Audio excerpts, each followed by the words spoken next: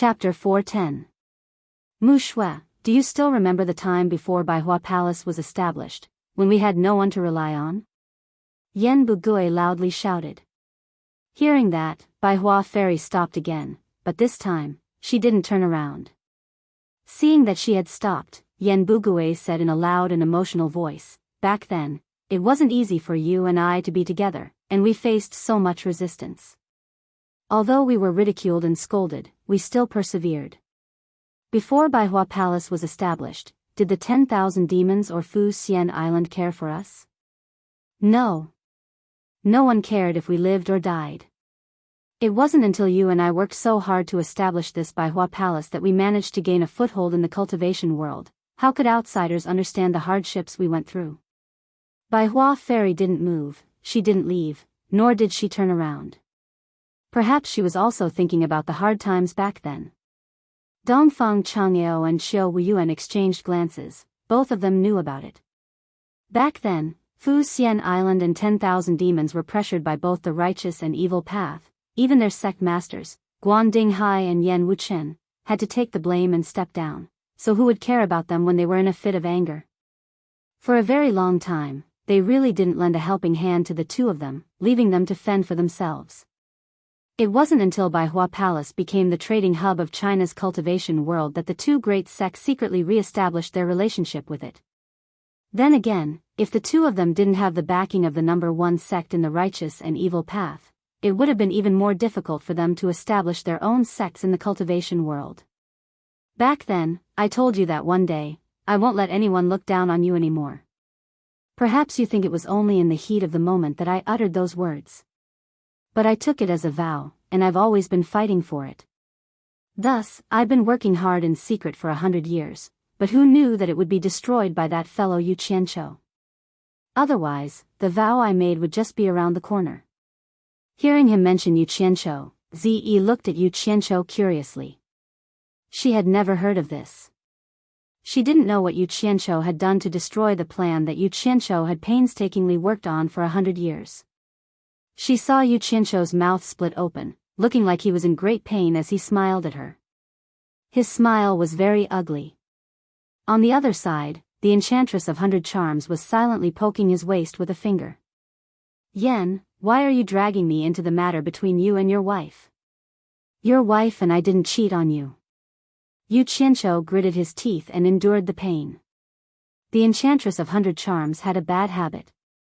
She liked to poke people with her fingers at the slightest provocation. One day, he would let her have a taste of her pain. Everything I've done is for you. Don't tell me I'm not worthy of your forgiveness. Yan Bugui extended his hand and said, Mu Shui, come with me. If it was really for me, you should have told me earlier. You wouldn't have kept it a secret for 100 years. Baihua Fairy didn't turn around and continued walking. Don't you know me?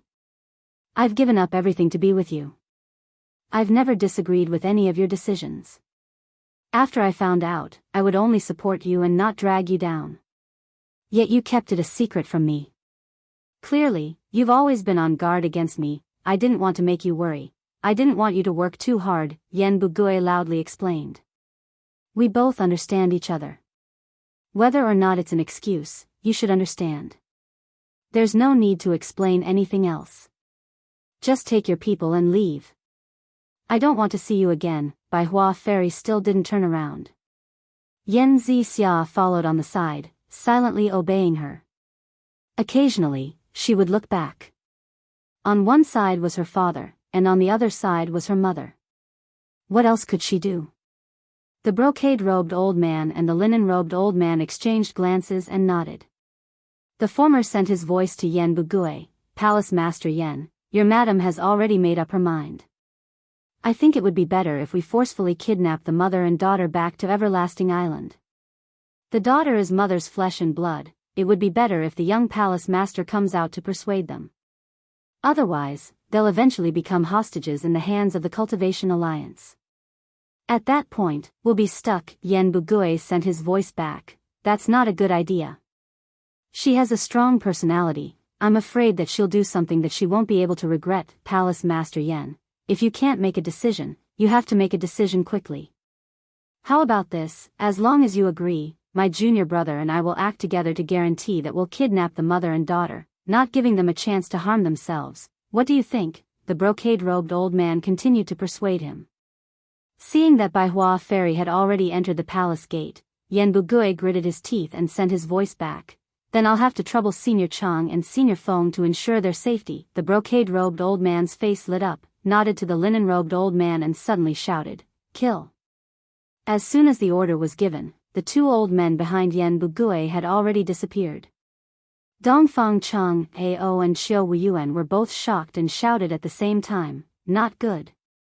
The two of them quickly flew back into Baihua Palace, but compared to a Tribulation Realm late-stage cultivator's teleportation, their speed was too slow. Baihua Fairy probably didn't think that Yan Bugui would order people to use force on her.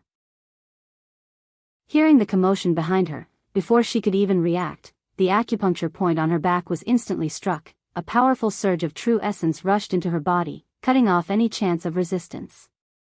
Yan Zixia was also the same.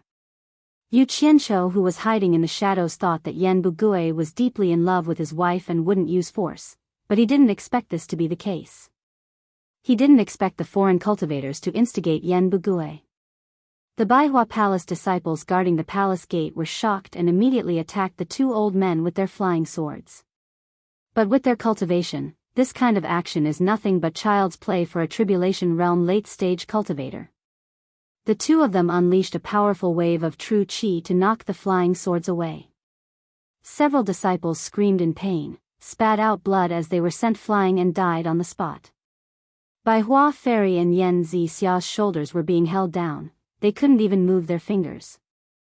Dongfang Chang, Ao and Xiao Wuyuan, who just arrived, saw that the mother and daughter were being restrained by the two Tribulation Realm late-stage cultivators, so they didn't dare to act rashly. The brocade-robed old man smiled at the two of them. "I know you two are the ones in charge here. Tell your people to stop, otherwise these two beauties are going to suffer." Screams and screams could be heard outside. The group of foreign cultivators had already started a massacre.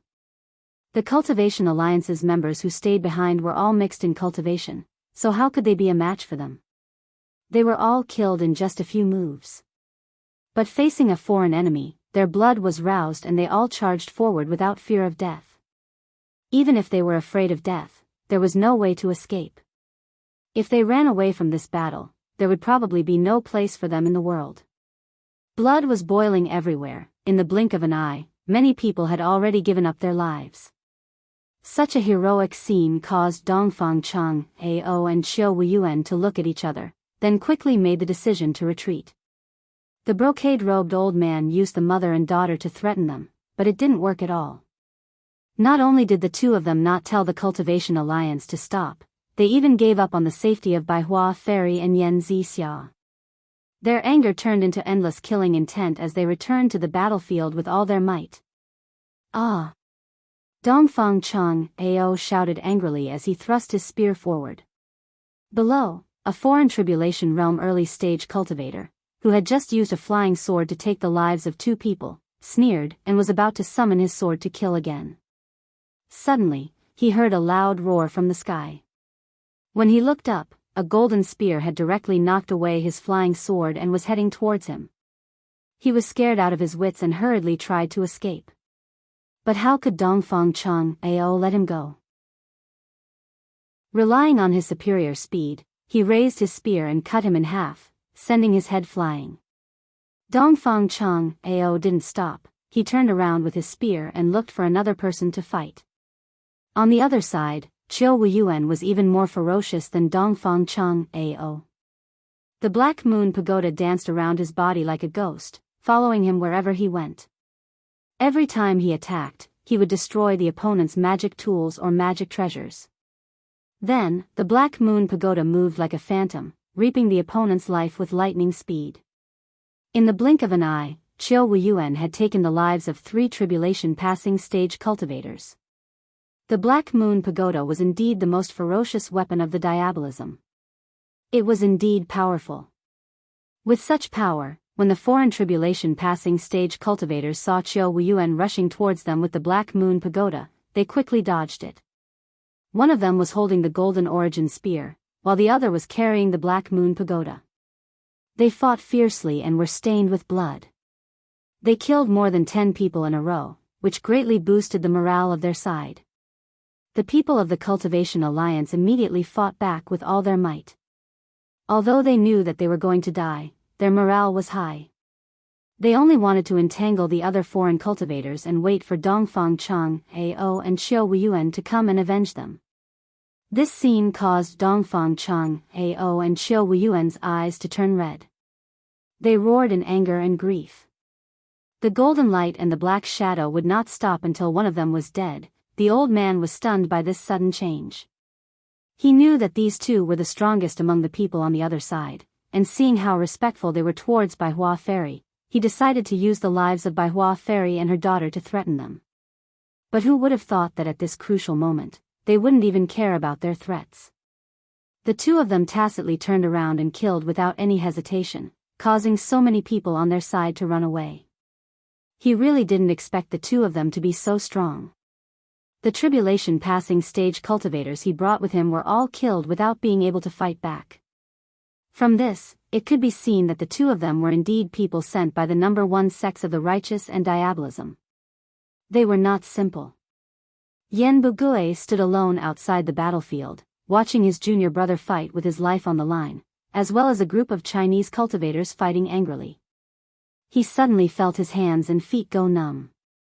He had always thought that all Chinese cultivators were selfish and that the so-called righteousness was nothing but a joke.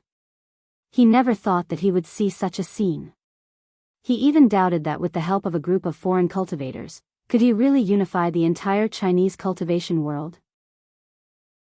He was originally full of confidence, but now his willpower was shaken.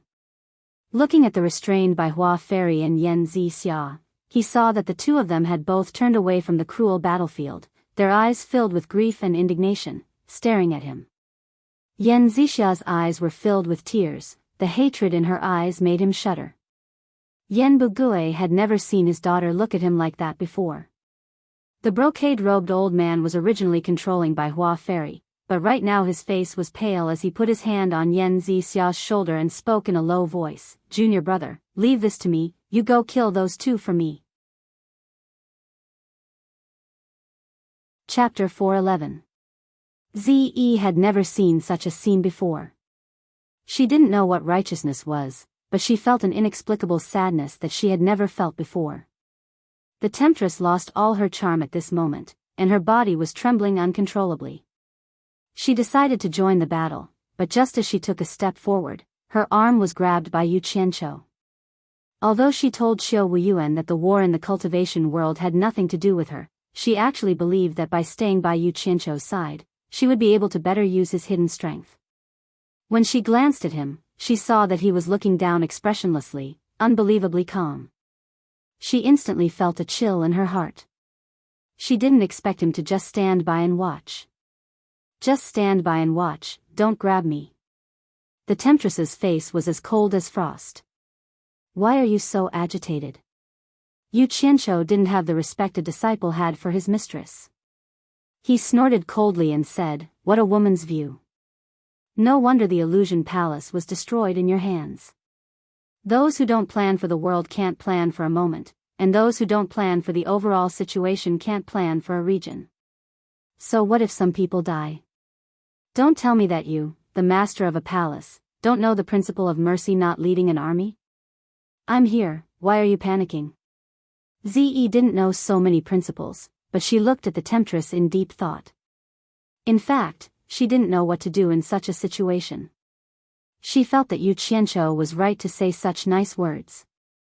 The temptress was stunned. She didn't expect that Yu Qianqiu would dare to use the manly way on her.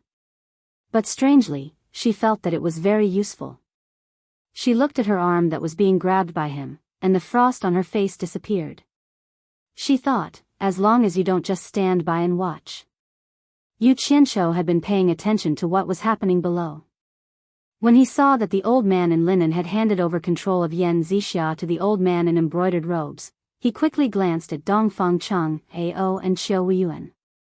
His eyes narrowed and he pointed at the old man in linen robes. "Z, keep an eye on him. If he dares to make a move, stop him immediately and kill him without mercy." Ze nodded heavily and said, N. Then, a piece of purple-black bamboo appeared in her hand. Hearing this, the enchantress of 100 Charm immediately felt much more at ease. Sure enough, as soon as the old man in linen handed over the man, he shot towards Qiu Weiyuan. Ze teleported and disappeared almost at the same time.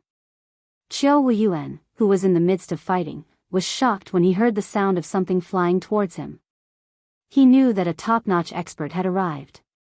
Taking the opportunity to look back, he felt that something was wrong.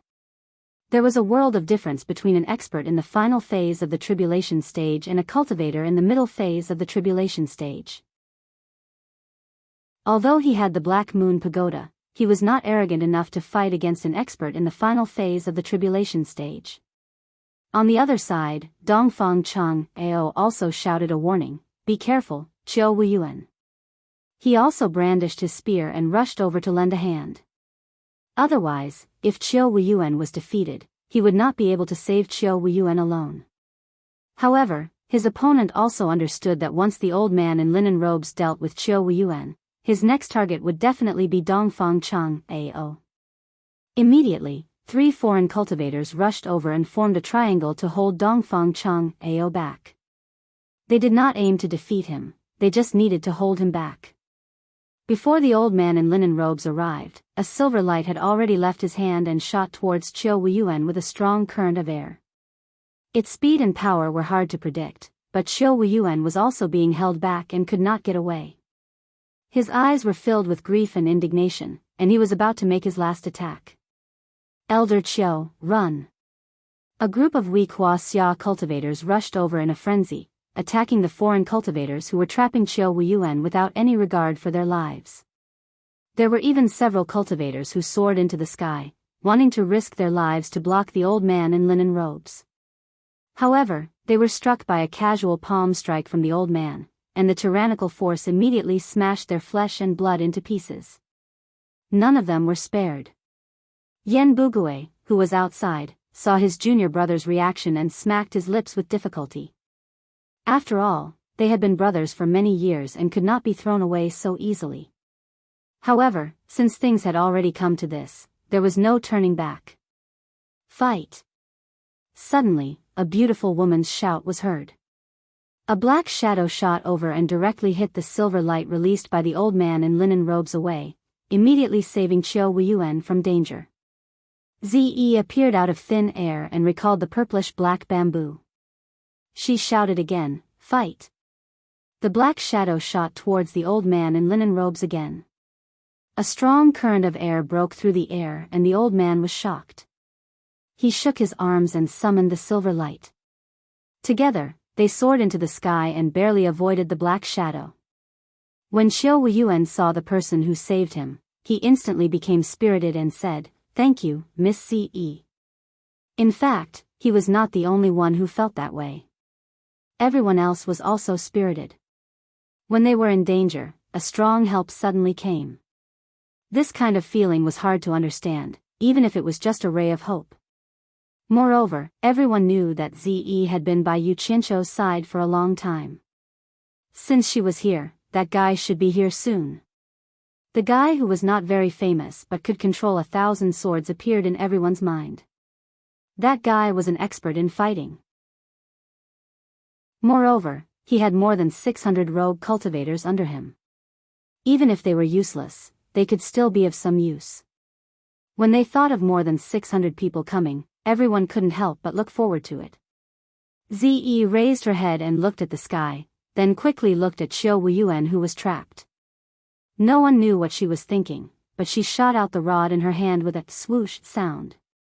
The strong wind blew, and the people below were no match for her. They were all scared out of their wits. However, there was still one person who couldn't escape as fast as the rod. Because he was the target, he immediately let out a scream. After smashing one of the people who trapped Qiu Weiyuan to death, the rod shot back and accompanied Ze to the sky. A linen robe and Ze quickly fought in the sky. From time to time, the sound of "fight, fight, fight" could be heard. It seemed that Ze's great skill of shifting positions was indeed useful. It was almost suppressing the old man in linen robes. The old man was in danger and was suffering unspeakably. Only then did he realize that his opponent's skills were not just a little higher than his.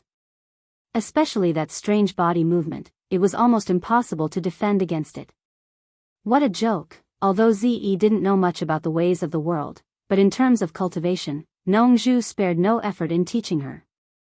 After all, they were master and disciple in name, but in reality, Ze was his daughter. When he couldn't find a suitable opponent for his daughter, he would personally go and spar with her. Think about it, a person who could fight against an Ascended Realm middle stage cultivator for a long time would naturally be able to fight against a tribulation passing stage cultivator with ease. The old man in linen robes who was restraining by Hua Fairy and Yen Xia stared at the sky with a serious expression, then suddenly shouted, "Ze, my brother, and I have no grudge against you. Why aren't you staying in your southern sea purple bamboo forest? Why are you here to fight against us?" Ze was in the middle of the fight, so she didn't have time to answer him. Her only reply was, "Fight, fight, fight." Beauty of 100 Charms stared at the fight in the sky, thinking about why she purposely provoked her last night. Now that she thought about it, she couldn't help but feel a little scared. This Ze looks like she doesn't know much about the ways of the world, she didn't expect her to be so strong. Seems like it's better not to provoke her, otherwise, if she gets angry, no one will be able to protect her. Yu Qianqiu saw that Ze had the upper hand and wouldn't be in danger, so he breathed a sigh of relief. His gaze turned back to the battlefield where the number of casualties was increasing, silently calculating. The old man in linen robes wouldn't let go of the mother and daughter easily. The old man in linen robes was being restrained by Ze, and the two late-stage tribulation passing stage cultivators couldn't attack, so their threat was greatly reduced. It's time for me to act, otherwise if Ze shows up and I don't show up, I won't be able to explain myself to everyone. Yu Qianqiu silently counted the remaining 30-plus cultivators. It seems like Dongfang Chang, Hao and Qiu Wuyuan had used up too much of their energy, so they were starting to show signs of exhaustion. His gaze became determined, and a ball of blue fire appeared in his hand. The Allure Beauty's pupils shrank, not knowing what he was going to do, but the blue fire gradually condensed into a fireball in his palm, and Yu Qianqiu suddenly threw the blue fireball directly into the sky. A ray of blue light exploded below the battle between Ze and the old man in linen robes, and the high temperature made the two of them a little uncomfortable. The sudden abnormal scene made the old man in linen robes raise his head to look, and many people also took the opportunity to look, only to see the words, "Prepare for battle, gather and surround them," condensed in the blue fire in the sky. These words didn't appear for long, and gradually disappeared in the sky. However, the meaning of these words was thought-provoking. "Prepare for battle, gather and surround them," appeared at this time. Was there even a need to think? The only thing everyone was worried about was not knowing whether it was a friend or a foe. "It's Yu Qianqiu's blue fire." Someone shouted from below, and the Cultivation Alliance immediately shouted, "Help is here, our help is here." The group of foreign cultivators felt a little guilty, and while fighting, they were distracted from time to time, not knowing what kind of powerful help made their opponents so happy. The old man in linen robes in the sky didn't dare to be distracted to deal with Ze, but suddenly found that a large number of people in black suddenly appeared from all directions, like a swarm of locusts. He didn't know where they came from, but there were at least 500 or 600 people, and all of them were flying quickly in the sky. Based on this alone, it could be concluded that these people in black all had the cultivation of the tribulation stage, otherwise, even a nascent soul late-stage cultivator couldn't fly so fast in the sky. 500 or 600 tribulation stage cultivators? There were so many hidden masters in the 100 Flowers Valley, this was bad. When the old man in linen robes realized this, he was shocked, and hurriedly sent a voice transmission to the old man in linen robes below. "Senior brother, be careful." The voice transmission stopped abruptly, and the old man in linen robes felt a great pain in his back, thinking that it was over. Looking down, he saw a black shadow flying out from his chest where his heart was. At the moment when he was distracted, his defense was a bit lax, and Ze finally found a chance to kill him.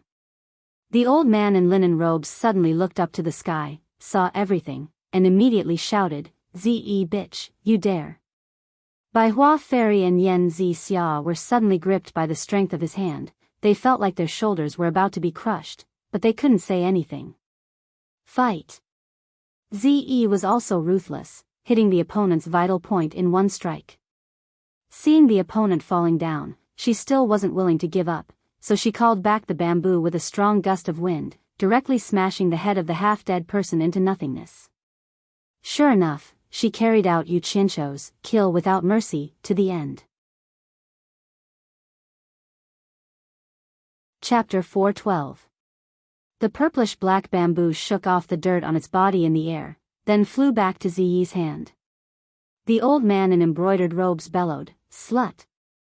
Ziyi scoffed. Without needing anyone to call her, she directly landed in front of him, holding the bamboo in her hand, her face cold as she slowly approached. It seems like she hasn't had enough yet. Yu Qianzhou silently felt bad. This little girl is a one-track mind. She only worships old man Bai's ruthlessness, so she doesn't care about the lives of Bai Hua Fairy and her daughter. So he hurriedly told 100 Charms Enchantress, "Send your voice to her, tell her not to act rashly. Be careful that they don't hurt the mother and daughter." 100 Charms Beauty understood the severity of the situation and quickly sent her voice. Ze glanced over, then stayed in front of the old man without moving.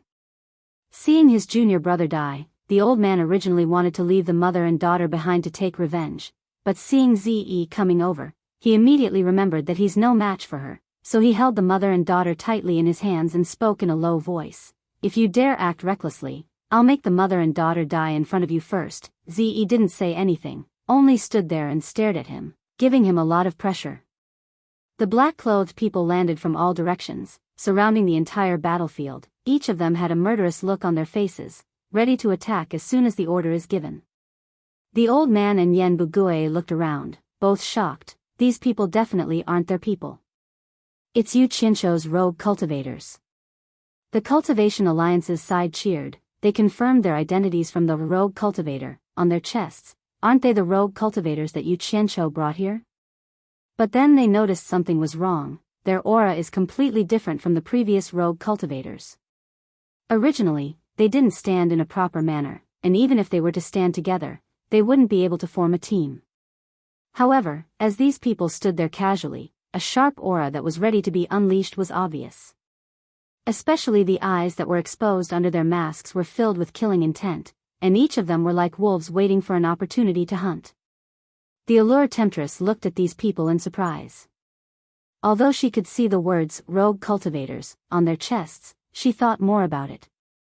The heroes who robbed them were all masked and dressed in black. Could it be them? He subconsciously glanced at Yu Qianzhou, only to see him walking out from behind a few trees with a calm face, with his hands behind his back. Standing on the hillside, his eyes scanned the surrounding black-clothed men, and an arrogant look appeared on his face. All of them were at the early stage of the crossing calamity. There were more than 600 of them. Where did he get all this from? The Enchantress of 100 Charms secretly clicked her tongue and silently followed him out. Suddenly, she heard the sound of wind coming from both sides and immediately became alert. "Don't be nervous, he's one of us." Yu Qianzhou glanced at her and said indifferently. 2 black-clothed men quickly flashed over and stood side by side in front of Yu Qianzhou. They placed their right hands on their chests and bowed silently. The surrounding 600 black-clothed men also turned to face Yu Qianzhou and bowed in the same way. That indescribable aura was very stressful. Yu Qianzhou nodded slightly, and the black-clothed men resumed their battle preparations. The 2 black-clothed men in front of him flashed to the left and right of Yu Qianzhou and waited for orders. The allure temptress was slightly stunned, and could only stand guard behind Yu Qianzhou. In the eyes of the people at the foot of the hill, Yu Qianzhou and the black-clothed men on his left and right were indifferently observing the battle situation below. Yen Bugue's expression changed the moment he saw Yu Qianzhou. This guy had ruined his plans time and time again. It was really infuriating. "Yu Qianzhou, why haven't you asked your men to make a move? When are you going to wait?" Qiu Wuyuan shouted from below. It could be seen that his qi was indeed running out after the continuous fierce battle with Dongfang Cheng Ao. "Elder Qiu, I'm really sorry, we're late." Please lead everyone away from the encirclement with Elder Dongfang. Don't worry about the matter of revenge, leave it to us, the rogue cultivators, so that we won't be affected. Yu Qianqiu shouted loudly. The allure temptress behind him rolled her eyes. They were obviously early, but he said they were late. She stretched out her sharp index finger and wanted to poke his waist again. Who knew that the two black-clothed men beside him would suddenly turn their heads and stare coldly at her? Although the allure temptress's cultivation was higher than the two of them, she still felt a little creeped out by their sharp gaze. She embarrassedly withdrew her hand. Dongfang Cheng, Ao and Qiu Wuyuan exchanged glances from afar. Then, they shouted at the crowd together, everyone, retreat from the rogue cultivators' encirclement, quickly. As they spoke, they struggled to break away from the entanglement of the few people. As they retreated, they did their best to provide cover for everyone. However, the foreign cultivators also understood that if they were to retreat, the opposing black-clothed men would most likely kill them. So, they all stuck close to them and pestered them. Yu Qianqiu frowned and shouted softly, "Command, support." Yes.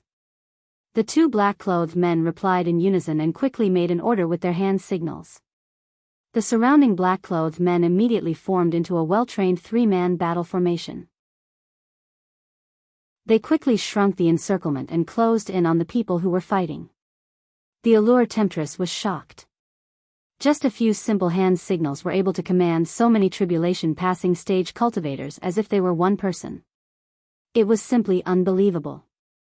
Yen Bugui and the old man in embroidered robes turned pale with fright. They felt a serious threat.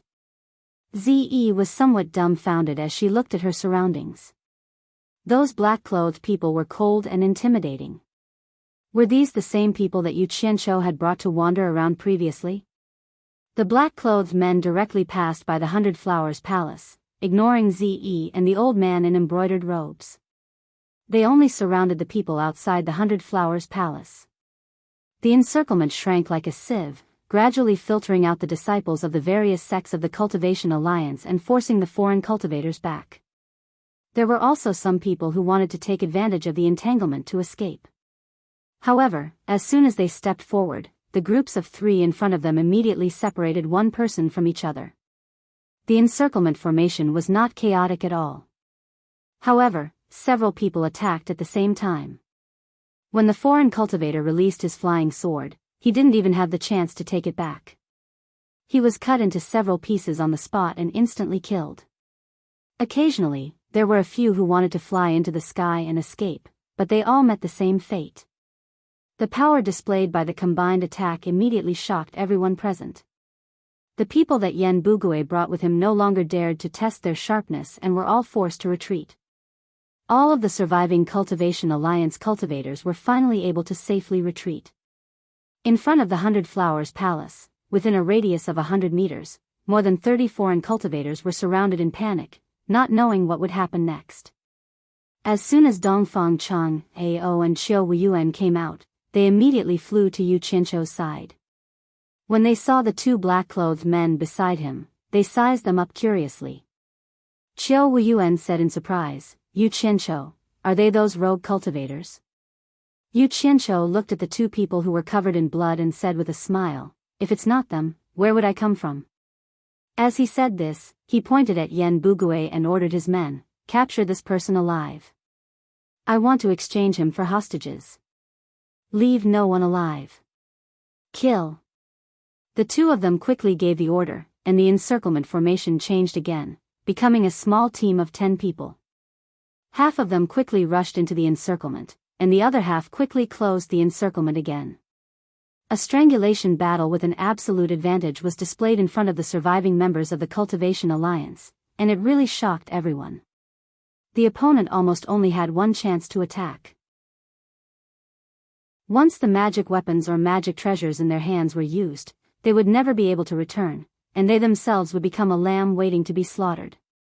Facing more than 300 cultivators at the Crossing Calamity stage, more than 30 cultivators at the Crossing Calamity stage were quickly separated. Facing a group attack alone, and the opponent's cooperation was seamless, one could imagine the outcome. It was a battle without any suspense. The black-clothed and masked rogue cultivators killed all the opponents in a moment, at the cost of no casualties. Yen Bugue looked around in horror. He was really the only one left. He never dreamed that there were so many crossing calamity stage experts hiding in the Hundred Flowers Valley. Fortunately, the opponent obviously didn't want to kill him. The brocade-clothed old man looked down with a pale face. Although he wasn't surrounded, the purple clothes in front of him made it difficult for him to escape. Now the mother and daughter in his hands were his last life-saving talismans, and he could only hold on to them tightly. Yu Qianqiu shouted at him, "Old man in flowery clothes, listen up, I don't want to waste time with you. Let them go immediately, and I will let you and Yen Bugue go. Words are no proof. How can I believe you?" The brocade-clothed old man shouted immediately. "I, Yu Qianqiu, value my credibility the most, and I have never gone back on my words. I guarantee with my credibility, you can rest assured," Yu Qianqiu said. The brocade-clothed old man sneered, "Credibility? Do you really think this old man is a 3-year-old child? If you swear an oath, this old man thinks it's better than credibility. You don't have the right to bargain with me.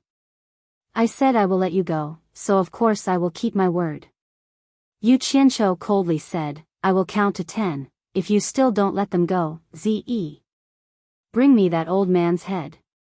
Then he stared at Yen Bugue and said in a low voice, "And don't let him live." "No." Dongfang Cheng Ao and Qiu Weiyuan both shouted. Dongfang Cheng Ao shook his head, "Yu Qianqiu, we can negotiate." Bai Hua Fairy had already closed her eyes, while Yen Zixia tearfully stared at Yu Qianqiu, but he ignored her. "I have never gone back on my words. If you have the guts, then save the mother and daughter right now," Yu Qianqiu coldly said to Dongfang Cheng Ao, then turned around and began to count, 1, 2, 3. And his speed wasn't slow either.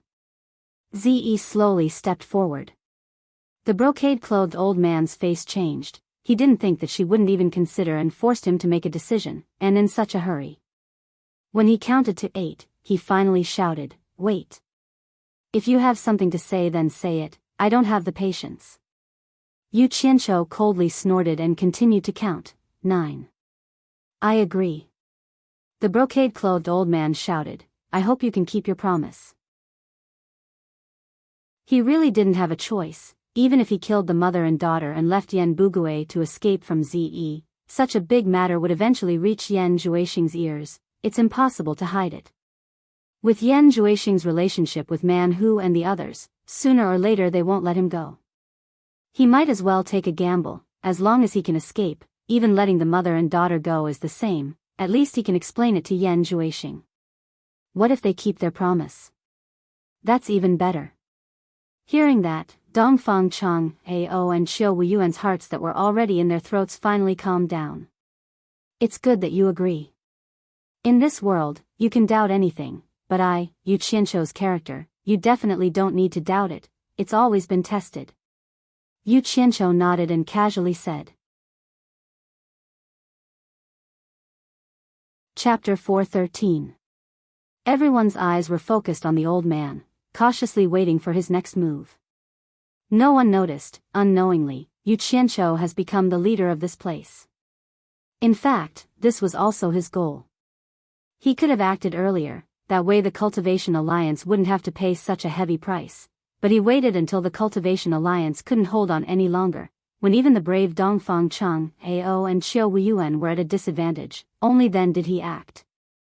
Although adding flowers to a brocade is good, it's not as good as sending charcoal in the snow to achieve his goal. After the Cultivation Alliance sacrificed hundreds of lives, he managed to turn the tide. Now he's the leader here. Dongfang Cheng Ao and Qiu Weiyuan can't interfere. From today onwards, no one in the cultivation world can say that he, the hero, is the scum of the cultivation world. He's long since disliked this title. Now that Yen Bugue and the others have arrived, of course he has to take advantage of the situation. "Since you dare to call me a scum of the cultivation world, then I'll make you pay with your blood to take back this title." From the moment he was watching the battle from the shadows, he already had this thought. Only when the situation was out of his expectations did he start to interfere. Although he agreed, the old man was still a bit hesitant, but in the end he still gritted his teeth and pushed Bai Hua Fairy and Yan Zixia away. Dongfang Cheng, Ao and Xiao Wuyuan quickly went to protect the mother and daughter.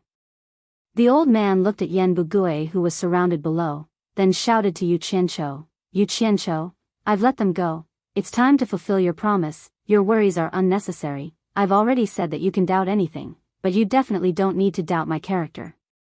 I've always been a man of my words. I've never discounted them. Yu Qianqiu waved his hand. Let them go. With that order, the black-clothed men surrounding Yan Bugui quickly moved away.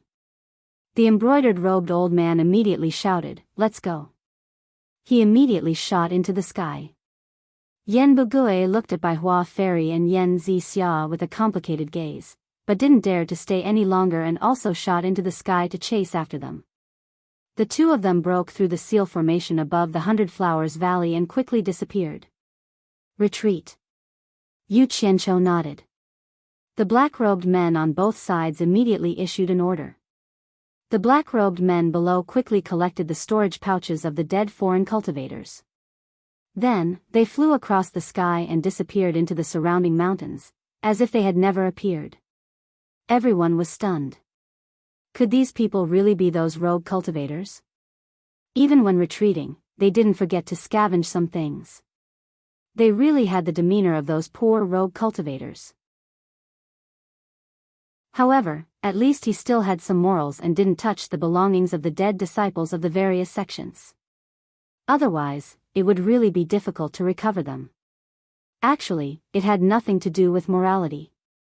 Yu Qianqiu knew that these second-rate disciples didn't have anything valuable on them. Why would they do something so shameful and cause trouble? On the other hand, the guests that came from afar probably had quite a bit of money on them, so he should take them back to check. Ze flashed back to Yu Qianqiu's side. Yu Qianqiu couldn't help but look at Yan Zixia's sorrowful eyes. He couldn't help but shake his head and smile bitterly, thinking, Eldest miss, please don't blame me for being cruel just now. The crueler I am, the safer you and your mother will be. I hope you understand. At this time, the exhausted Bai Zizong's group of 4 ran over and bowed, saying, Thank you, sir and Miss Ze, for saving our lives. Ze looked at the ragged clothes of the 4 people and frowned, but didn't say anything. No need to thank me, it's what I should do. Yu Qianqiu nodded and smiled. He also noticed the 4 people just now. It seems that the shopkeepers and workers of the 4 great family shops were almost all killed in order to protect them. Luckily, they managed to save their lives, otherwise a few people who shouldn't have died would have died in vain. I have something to do, so I'll leave first. You guys talk. A green light flashed from his sleeve, and Yu Qianqiu stepped on his sword and left. The temptress didn't even know the 4 people, so what was there to talk about? Of course, she followed them. Ze glanced at the 4 people. What was there to talk about? She only felt disgusted, so she sprung away. Everyone watched the 3 people leave, and then looked at the outside of the 100 Flowers Palace. There were corpses everywhere, and the survivors from each sect started to collect the corpses. The market in the 100 Flowers Valley was already deserted. When the 3 of them returned to the 100 Flowers house, there was actually no one there. They probably all went to help just now.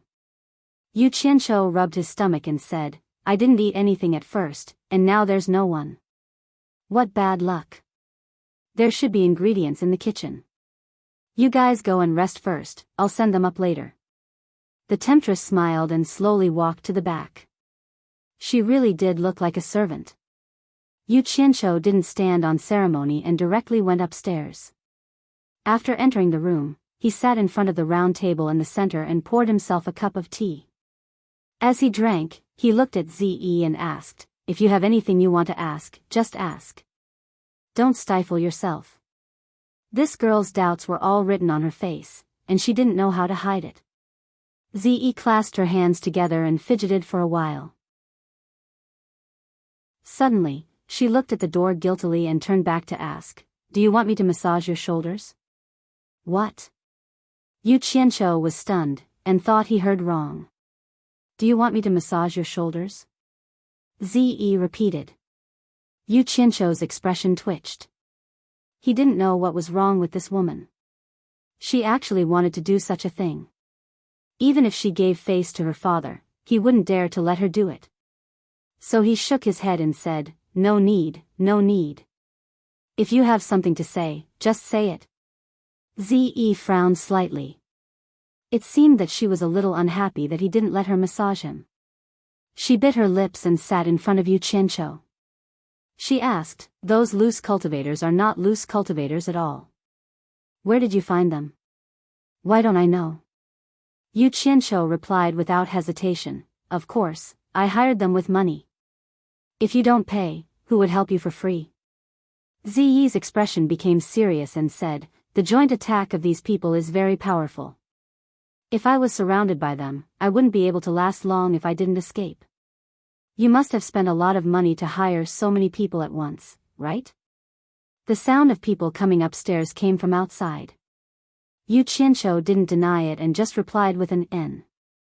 After a while, the temptress came in with a pile of food, and the table was almost full. The people from various sects were busy cleaning up the mess outside, but the three of them were eating and drinking comfortably in the room. The temptress took the opportunity to pour wine for Yu Qianzhou and asked, "Just now, that old man in embroidered robes had the lives of Guan Muxue and her daughter in his hands. You let him go, and that's still acceptable. But you clearly had the chance to kill Yan Bugui. Why did you use him to exchange for the lives of the mother and daughter? You let him escape for nothing." Yu Qianzhou scratched his nose and thought to himself, "The Yan father and son are targeting the Cultivation Alliance, not me. My interference has already made them very unhappy. If I really kill Yan Bugui, then just wait and see. Yan Zhuixing will definitely lead a group of people to fight me. The entire Chinese cultivation world needs to form the Cultivation Alliance to be able to fight them. I have nothing better to do. If I want to become enemies with these powerful people who killed my father, I'd be more likely to have a problem with my brain. You guys continue to fight, I'll just cheer you on from the side. Don't think that I'll get too involved." Yu Qianzhou drank a mouthful of wine and ate a mouthful of food, then casually explained, "Some time ago, in order to split the money, the previous palace master of the 10,000 demons, Senior Yan Wuchen, had given me face. How could I have the cheek to kill his only son? Just take it as returning the old man's favor." The temptress nodded slightly. She had also heard about the matter of splitting the money, but she was more or less confused. There was no other reason, but the key was that this little fox was too sincere, which made her suspicious. On the coast of the East Sea, the heroes of the Cultivation Alliance, the righteous and the evil sects were stationed there. The defensive line was pulled apart along the coast, spanning hundreds of miles. This was originally a place where the coastal residents lived and fished for generations. However, in order to not implicate these ordinary people, the Fu Xian Island used its control over the secular imperial power to force the local residents to move away. Although it was done with good intentions, the relocation was not a small number. Therefore, hundreds of thousands of people were forced to leave their homes. For a time, it caused public discontent and almost led to a civil uprising. In the end, it was General Wei who led the army to suppress it forcefully. They barely managed to move away, but the resettlement of hundreds of thousands of people became a problem. However, corrupt officials were running rampant in the imperial court, and the money allocated by the upper echelons was embezzled layer by layer. How much of it could fall into the hands of the people? If the livelihood of hundreds of thousands of people became a problem, it was only a matter of time before something big happened. This was not something the cultivation world would care about, and no one would care about. They had already fought with the foreign cultivators a few times, and both sides had suffered some losses. Currently, both sides were actively adjusting, preparing to compete with each other again. However, at this time, the Cultivation Alliance suddenly received news that Yan Bugui had secretly brought dozens of tribulation-passing stage experts to attack the headquarters of the Cultivation Alliance, the Hundred Flowers Valley.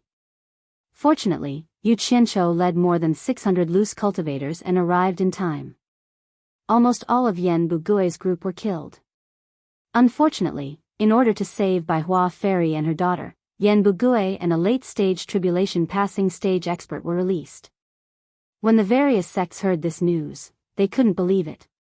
Just the loose cultivators under Yu Qianzhou could kill dozens of tribulation passing stage experts. So they all sent messages to their own people to ask for more details. The result was that the more than 600 loose cultivators led by Yu Qianzhou were not ordinary loose cultivators. They were all tribulation passing stage experts. The various sects were shocked when they heard this. More than 600 tribulation passing stage experts. After confirming it several times, they finally believed it was true. The various sects gathered again to discuss this matter. It was a crucial moment in the war. How could they not use so many experts in the rear? So the Luo sect suggested that no matter where those loose cultivators came from, Yu Qianzhou could leave 50 loose cultivators to continue defending the 100 Flowers Valley, and the remaining 500 loose cultivators would be transferred to the various sects to prepare for the war. This proposal was unanimously supported by the various sections. Everyone knew very well why they did this. No one could rest assured that Yu Qianzhou had such a strong force in his hands. Especially sects like the Luo sect who had a grudge against him, it was better to split them up as soon as possible. Of course, jealousy was also a practical reason. All the sects wanted to take a bite out of it. The news of the transfer was immediately sent back. When Dongfang Chang, Ao and Xiao Wuyuan received the news, they looked at each other. Anyone with a brain would know what it meant, not to mention someone like Yu Qianzhou who didn't want to be at a disadvantage. Dongfang Chang, Ao said in a low voice, "Brother Qiu, you and Yu Qianzhou have always been brothers. I think it's better for you to make the decision." Chapter 4:14. There's no need for me to explain what this means. Xiao Wuyuan tossed the jade archive in his hand onto the tea table and chuckled. Didn't you see how obedient those people are towards Yu Qianzhou? Do you think Yu Qianzhou will obediently hand over such a useful subordinate? Sigh. Whether he's willing or not, one of us has to go talk to him. Otherwise, we won't be able to answer to the various sections. Dongfang Changyao said helplessly. He just saved our lives, and we're going to cut his flesh off. Who has the guts to say such a thing? Qiao Wuyuan slapped the tea table beside him. Dongfang Changyao frowned. They didn't see the situation at the time. It's easy for them to talk. But since my supporting Immortal Island and the 10,000 demons have agreed, and we're the ones in charge here, only you and I can talk to him. Talk my ass. Qiao Wuyuan shot to his feet. He pointed to the east and said angrily, they only dared to speak so shamelessly because they're far away from us. Believe it or not, if they were face to face, none of them would dare to say something like that to Yu Qianzhou's face. With that brat's virtue, no matter how high your cultivation base is, no matter who you are, he dares to kill you on the spot. Which sect would dare to fart like that? The decree of the 10,000 demons is also here. Would you dare to disobey it? Dongfang Changyao asked. When Xiao Wuyuan heard that, he was so angry that he glared at him and sat down again. Dongfang Changyao stood up and sighed. We can't waste our time here. Let's go. We'll go together. If we're going to lose face, we'll lose face together. Upstairs in the 100 Flowers house, Yu Qianzhou was pinching his chin and smiling coldly at the window. The moment the coast of the East Sea came out with the results of the discussion, Bai Shan had immediately sent a message to him and had the Bai clan's people inform him of the news.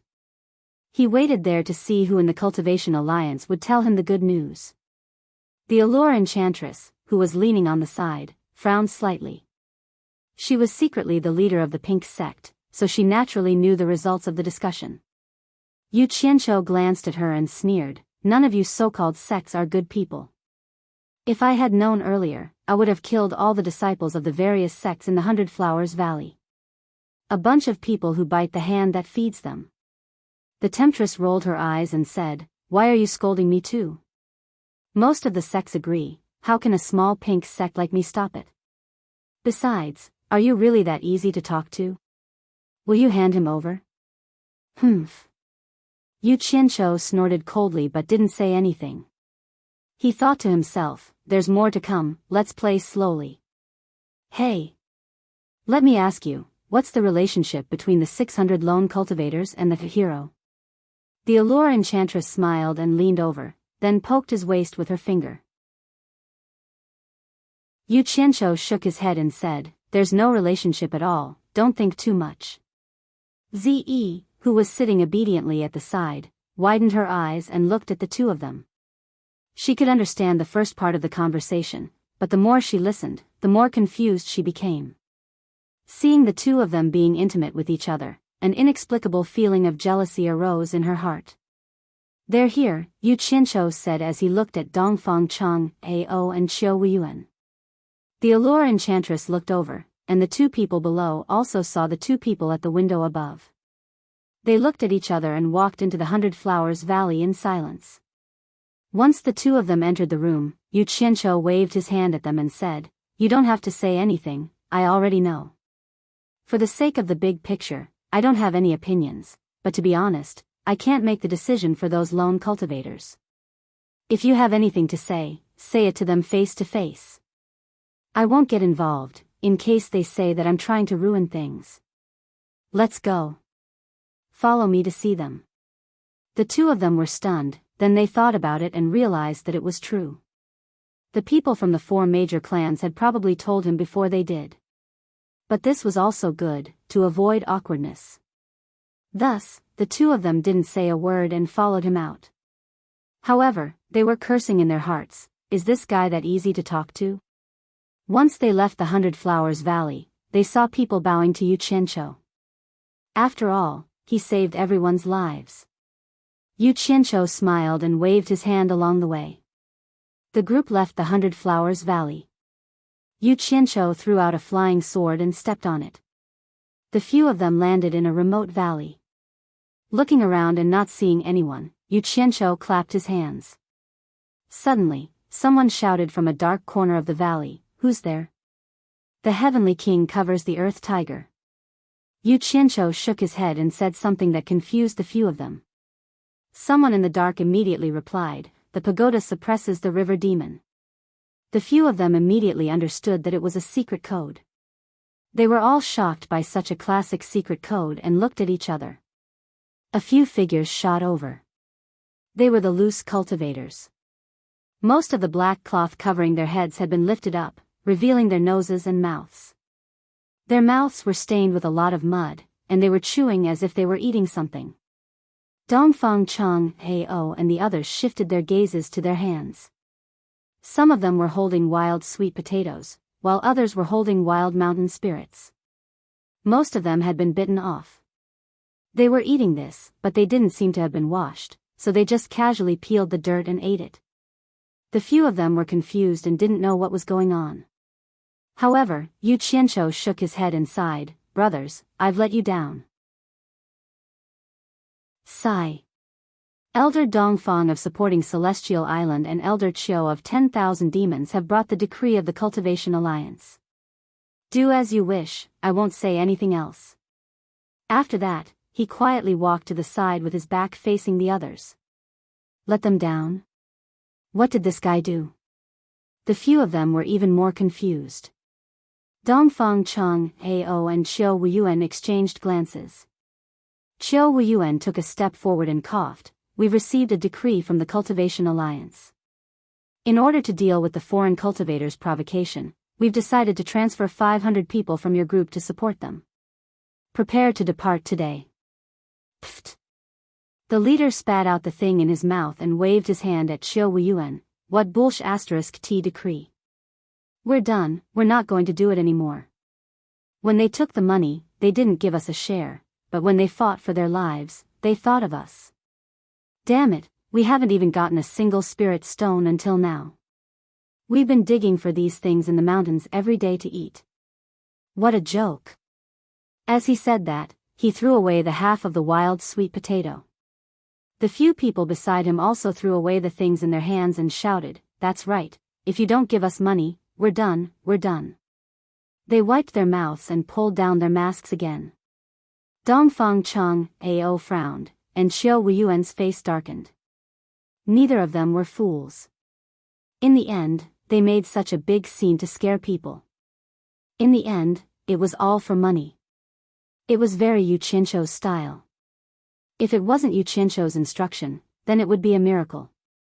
Ze nodded in agreement with these masked rogue cultivators' statement that they wouldn't do it if they didn't give them money. However, she was a little confused as to why they would eat this thing. Allure Beauty couldn't help but smile. If this guy wanted to do it, why didn't he make it more realistic? Why did he have to make it so full of flaws? Would a tribulation passing stage cultivator be so hungry that they would dig wild sweet potatoes in the mountains to eat? With their cultivation, it wouldn't be a problem for them to abstain from food for half a year. Asking for money with this reason was too lame. Yu Qianqiu, what do you mean? Qiu Wuyuan turned around and asked. His face darkened, as if he had been tricked. Humph. Yu Qianqiu snorted coldly. He thought to himself, it's good that you understand. I'm just afraid that you don't, or you'll really think that I'm an idiot. He slowly turned around and said, I don't mean anything. What they mean is their own, it has nothing to do with me. Dongfang Chang Ao patted Qiu Wuyuan's arm, signaling him to calm down. He walked out and said to the rogue cultivators, we've already delivered the decree. If you have any requests, why don't you tell me? I'll pass it on to the Cultivation Alliance. Elder Dongfang is wise. The leader of the masked rogue cultivators cupped his fists and said, we're all rogue cultivators. When the Cultivation Alliance doesn't need us, they don't even bother to look us in the eye. Now that we can use it, they want us to risk our lives for a so-called decree. What a good plan. We have the elderly and the young to take care of, and we don't have a sect to guarantee us. If we die, we'll lose everything. Now we only have one request, and that is to give us some settlement allowance. That way, even if we die, we can't say anything. We have the elderly and the young to take care of. Settlement allowance? Why does it sound like something from the secular world? Dongfang Chang Ao was slightly stunned. He almost didn't understand what they meant, but he understood that they still wanted money. He took a deep breath and tried to remain calm. He said, how much money do you want? You can tell me directly. I'll pass it on to the Cultivation Alliance. As for whether they'll give it to you, I can't guarantee. The leader of the masked rogue cultivators said, we have more than 600 brothers. Each of us will ask for 100,000 upper-grade spirit stones. If it's less than that, then there's no need to say any more. More than 60 million upper-grade spirit stones. You're asking for an exorbitant price. Qiu Wuyuan sneered. Elder Qiu, you can say whatever you want. In short, don't force anyone. If you give us the money, we'll do it. If not, we'll just leave. The world is a big place. I believe that if we 600 brothers unite together, it won't be difficult to get 60 million. What do you think, Elder Qiu? The leader of the masked rogue cultivators said calmly, but everyone could hear the threat in his words. Dongfang Chang Ao raised his hand to stop Qiu Wuyuan, who was a little impulsive. He nodded and said, I understand what you mean. I'll pass on the message. Let's put it this way for now. I'll let you know when I get a reply. Without another word, Qiu Wuyuan took the lead and flew away. Dongfang Chang Ao cupped his hands at everyone and left as well. Good job. You guys continue, I won't disturb you anymore. Yu Qianqiu said with a smile. He threw out a flying sword and flew away. The two girls followed behind him. Just like that, the few of them slipped away, but they didn't get any practical results. When the various sects received the news, many of them immediately cursed. However, they still felt that letting these people gather together was a threat. They had to find a way to break them up. At the same time, they all wanted to recruit their own sections. Especially in this situation, everyone knew what it meant to have a group of tribulation passing stage cultivators. A slightly bigger sect could fork out 60 million upper-grade spirit stones each, but no one wanted to let the 600 rogue cultivators have it all to themselves. Therefore, the various sects came up with a way to pool the money. According to the calculation of 100,000 upper-grade spirit stones per person, the 600 rogue cultivators were divided up. When Dongfang Chang, Ao and Xiao Wuyuan received the news, they went to look for the rogue cultivators again. Who knew that these guys wouldn't act until they saw the rabbit? They insisted on getting the spirit stones first. Chapter 4:15. In the face of such a request, you couldn't say that they were too much, but they still didn't know what was good for them. Qiao Wuyuan's face darkened, and he didn't say a word. He had never been threatened like this before. Dongfang Chang, Ao asked expressionlessly, "How many people do you have?" "Tell me, and I'll try replying to the Cultivation Alliance." 632 people. "As long as we get the money, we promise we'll rush over immediately." "Don't worry, we'll do what we say." "Okay." Dongfang Chang, Ao agreed without hesitation. The two of them returned and once again conveyed the loose cultivator's request. Although the sects were furious when they heard the news, it was worth it to be able to poach all of Yu Qianzhou's subordinates and turn him into a loner.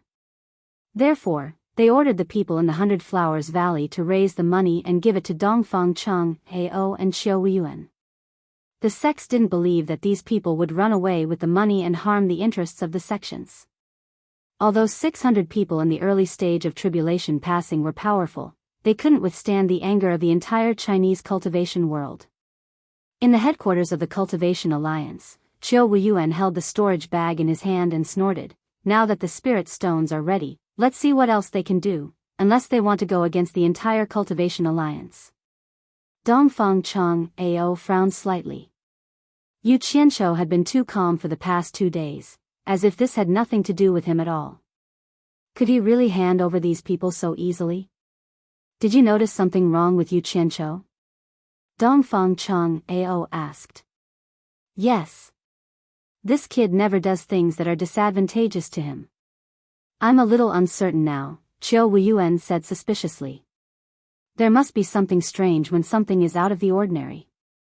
Dongfang Chang, Ao pondered for a while, then shook his head and said, "Forget it. The Cultivation Alliance is in the wrong in this matter. We just need to do our duty as a messenger." Sigh. "Let's go again." The two of them walked out of the headquarters of the Cultivation Alliance and saw that the shops of the various sects were hung with white soul-summoning banners. Many people were wearing sackcloth. Tonight, there would be a memorial ceremony.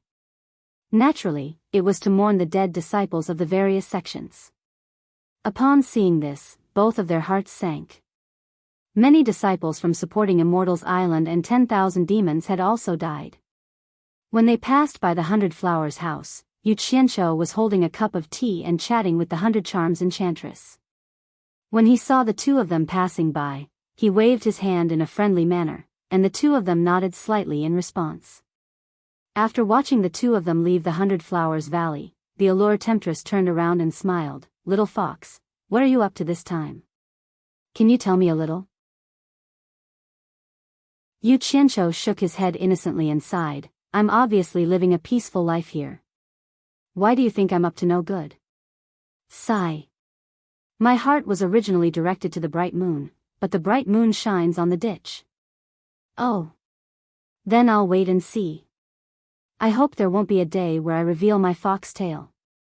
The allure temptress giggled. Ze, who was at the side, sadly realized that she was a little unnecessary here.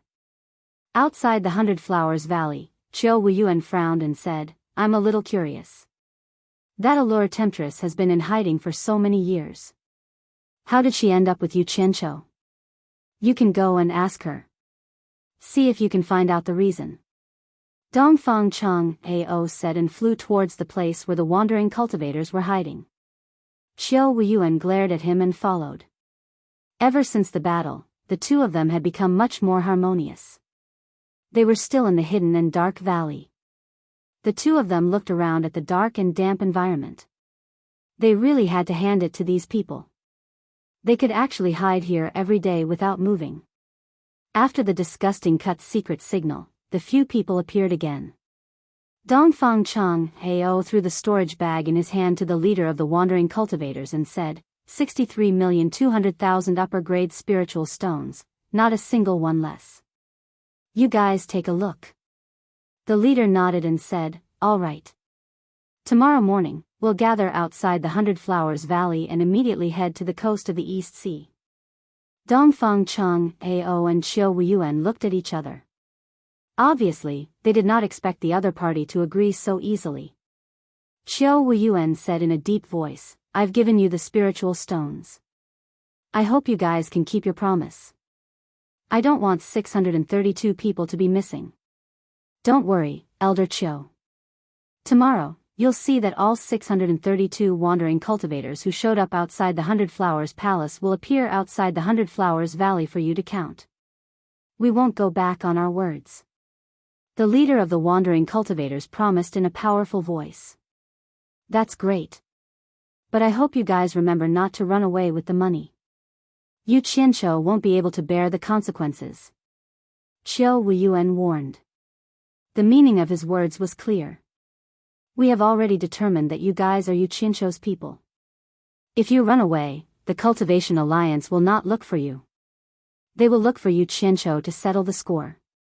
He suspected that the most likely thing these people would do was to take off their masks and run away. These people were obviously not the wandering cultivators from before. No one knew them. If they ran away, it would be really hard to find them. Thank you for your advice, Elder Qiu. See you tomorrow. The leader of the wandering cultivators sneered and waved his hand. The few of them went back into the darkness. It was night and the moon was bright. The market in the 100 Flowers Valley that was originally bright all night was closed. The center of the square that had been cleared out was piled with firewood, burning it to the sky. People from various sects gathered in circles and sat cross-legged. Many of them held a piece of wooden board in their hands and wrote the names of their dead disciples on it. Then, people from various sects threw these wooden boards into the raging fire. This was a unique ceremony in the Chinese cultivation world. There were no complicated ceremonies and no one spoke. It was very quiet. The only thing that could be heard was the sound of the burning fire and the crackling of the wood. As the wooden boards with names written on them were thrown into the fire, the dead disciples were completely cut off from this world. Tonight, the people from the various sects would silently sit here for the entire night, mourning the deaths of their fellow sect members. The Allure Beauty came upstairs with wine and food. She looked around the room and found that Yu Qianqiu was no longer in the room. Only Ze was leaning on the window, looking at the square where the ceremony was held. Looking at her, she seemed to be curious about this kind of ceremony. Miss Ze, where did Yu Qianqiu go? The Allure Beauty walked over and asked. Ze raised her hand and pointed to the opposite roof, saying, there. The Allure Beauty looked out of the window and looked in the direction of her finger. She saw Yu Qianqiu standing on the opposite roof with his hands behind his back. He was in a daze under the bright moon. No one knew what he was thinking about. Let's go up too. The Allure Beauty looked at the dishes in her hands and said. Ze nodded and took the lead to go up the opposite roof. The Allure Beauty held the things in her hands and floated up. When the two of them came, Yu Qianqiu looked back slightly and was a little indifferent. He turned his head and looked at the raging fire in the square. The two of them didn't disturb him. The Allure Beauty gave Ze a look and passed the tray in her hands to her. Then, she turned around and flashed back into the opposite house. The two of them had been together for a few days and were gradually able to accommodate each other. After a while, the Allure Beauty came back with a short table on the couch. She bent down and set it up on the roof. Then, she made a gesture to Ze. Ze's eyes lit up and understood the Allure Beauty's meaning. The two of them quickly took out the dishes and placed them on the short table. The Allure Beauty poured a cup of wine and walked to Yu Qianqiu's side. She smiled and said, "Why are you so focused? What are you thinking?" Ze looked at the two of them and looked at the big moon above her head. She picked up her chopsticks and ate happily. It seemed like it was the first time she ate under the moon. Yu Qianqiu shook his head slightly and said, think about how many people will remember them after they die. If I, Yu Qianqiu, become like them one day, how many people will remember me, Yu Qianqiu? As soon as he said that, a few old turtles flew past under the bright moon, leaving behind a few ear-piercing screeches. In the present age, the old turtle was regarded as an inauspicious symbol. Coincidentally, it appeared when Yu Qianqiu said those words. The allure enchantress raised her head and took a look. Her expression changed slightly as she pouted. What nonsense are you talking about? Yu Qianqiu smiled faintly and took the cup from her hand. As soon as he put it to his lips, he suddenly paused. The allure beauty followed his gaze and saw that Bai Hua Fairy had personally led Bai Hua Palace's disciples to the square, blocking the gap formed by the sex encirclement. I heard that the 600 or so loose cultivators have really accepted the Cultivation Alliance's decree and will be heading to the Eastern Sea tomorrow. If Yan Bugui brings people to forcefully welcome Guan Muxue and her daughter, who can stop them with just the people here? The allure beauty looked away and said worriedly. Don't worry, they've suffered a great loss this time, so they won't come back for a while. Even if Yan Bugui wants to come, those foreign cultivators won't risk the lives of their disciples for his own selfish reasons. After all, it's enough to scare them for a while. Under such a situation, Yan Bugui would not dare to act rashly. Yu Qianqiu smiled confidently as he drained the wine in his cup in one gulp. It was as if he was passing judgment on the world. The allure beauty looked at him and was a bit surprised. A complicated look flashed through her eyes. She took the cup from his hand and said, "You've really calculated everything, but I don't believe that you'll really give those people to the Cultivation Alliance for nothing." Yu Qianqiu smiled noncommittally. This woman always talked about this topic after a few sentences. He changed the topic and said, "Palace Lord Yi, after the defeat of the Magical Illusion Palace, did you also hold such a memorial ceremony for the disciples who died in the battle?" Hearing this, the complexion of the allure beauty changed. She could no longer smile. With a somewhat absent-minded expression, she cast her gaze towards the raging flames on the square. She softly sighed, bowed, and placed the wine cup in her hand on the short table. Sitting cross-legged on the roof, she took out a zither from her storage bag and began to play it. The melancholy in the music was hard to suppress. The sudden sound of the zither attracted the attention of everyone in the square. Seeing that it was the three of them, they silently looked away and continued to meditate. On the other hand, Bai Hua Fairy and her daughter's gazes lingered on Yu Qianqiu for a bit. Purple Dress bit her chopsticks, looked at the allure beauty for a bit, then continued to eat her food. After getting rid of the allure beauty's question, Yu Qianqiu looked at the white banners in the square, thinking about the 600 subordinates who would set off tomorrow. He didn't know what would happen to them, so he couldn't help but feel a bit down. Thinking about the Utopia Alliance's army of almost 10,000 ready to go, his fighting spirit rose again. Listening to the allure beauty's melancholy music, he suddenly felt a sense of pride to compete against fate. He turned around and picked up the wine pot and cup, poured himself a cup, then another. After thinking for a bit, he gave the cup to the moon and shook his head. Circulating his true essence, he suppressed the zither music and slowly recited, singing to wine, "How long is life? Like the morning dew, the days past are bitter. Generous, unforgettable. Only Du Kong can solve my worries. Indigo collar, my heart is long. But for my lord, I have pondered until now." Every word was sent out clearly in the square, and everyone looked over in surprise. The recitation and melancholy music were supposed to be incompatible, but it produced another kind of beauty. They complemented each other, and it was extremely wonderful. The allure beauty stopped playing in shock and looked at him in a daze. This man gave her a feeling that he was becoming more and more unfathomable. He usually looked like he wasn't serious, but he was actually very astute. It was already surprising that he could play the zither and compose music, but in the blink of an eye, he could come up with such wonderful lyrics. It had to be said that he was a serious talent. Even if a talent like him wasn't in the cultivation world, he would definitely be famous in the secular world.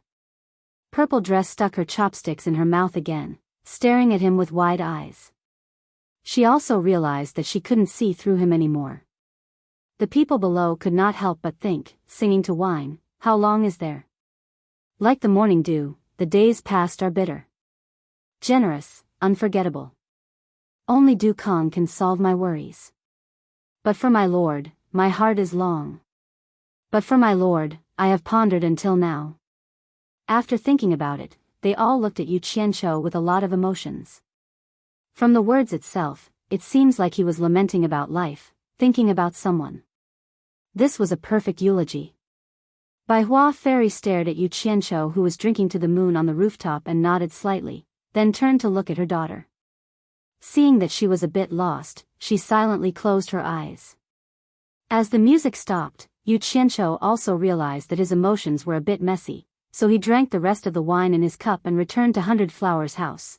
The next day, Dongfang Cheng, Ao and Qiu Wuyuan arrived at the 100 Flowers Valley early in the morning to wait. When the sun rose, the masked rogue cultivators really did come, gathering in front of the two of them from all directions. The leader walked over and clasped his fist. "We are ready, please give us the pass." As it was the time of the war, every sect had sent people to search for suspicious cultivators. Without the pass of the Cultivation Alliance, it would be a bit troublesome, there might even be a misunderstanding. Dongfang Cheng, Ao and Qiu Wuyuan checked and nodded. Sure enough, they were all tribulation-passing realm early-stage cultivators, no one messed around. But then the two of them frowned. Qiu Wuyuan shouted, "You took 63. 2 million high-grade spirit stones, there should be 632 people, why are you still missing 2? Elder Qiu, no need to rush, we are true to our words, the other 2 should be here soon, just wait for a bit," the leader said. Just as Qiu Wuyuan snorted, someone shouted, they're coming, ah. I almost overslept." The voice was so familiar, Dongfang Cheng, Ao and Qiu Wuyuan's expression changed at the same time. Yu Qianqiu smiled and clasped his fist at the two of them, then turned to the group of rogue cultivators. "Are you ready? I just borrowed 10 large flying mystic instruments from the shops of the 4 major families, it should be enough to send us there." Dongfang Cheng, Ao frowned. Qiu Wuyuan said in a deep voice, "Yu Qianqiu, why are you here again?" "Ha!" Yu Qianqiu turned around and said, "Ze and I are both rogue cultivators, and we each received 100,000 high-grade spirit stones yesterday. Naturally, we have to go to the coast of East Sea to participate in the war according to the agreement between you and the rogue cultivators." Beauty of 100 Charms was surprised. "Yu Qianqiu, you and Ze are going to the coast of East Sea too? What about me?" Yu Qianqiu snickered, "You're not a rogue cultivator, and you didn't get any money, of course you have to stay here." He didn't tell her, although he was afraid that the secret would be leaked, and he also wanted to find a reason to dump her.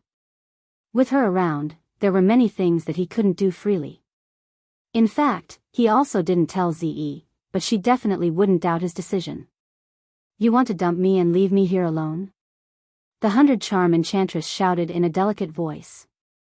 Dongfang Cheng, Ao frowned. "Yu Qianqiu, the Cultivation Alliance didn't send you a decree, why are you going there?" "That's not right. The Cultivation Alliance allocated 63,200,000 high-grade spirit stones, including me and Ze. There were 632 rogue cultivators outside the 100 Flower Palace." Yu Qianqiu waved his hand and pointed at the masked rogue cultivators. "Although they didn't ask for my name, they didn't ask for theirs either. But they already gave me the money, isn't it asking me to go too? Do they want me and Ze to wear masked clothes too? That's fine, luckily I have a few more here." As he spoke, he really took out 2 masked clothes with the word Rogue Cultivator embroidered on them from his storage bag, threw one to Ze, and put it on in front of everyone. Ze looked at him with the clothes, and put on the masked clothes too. After the two of them put on, they immediately stood among the rogue cultivators.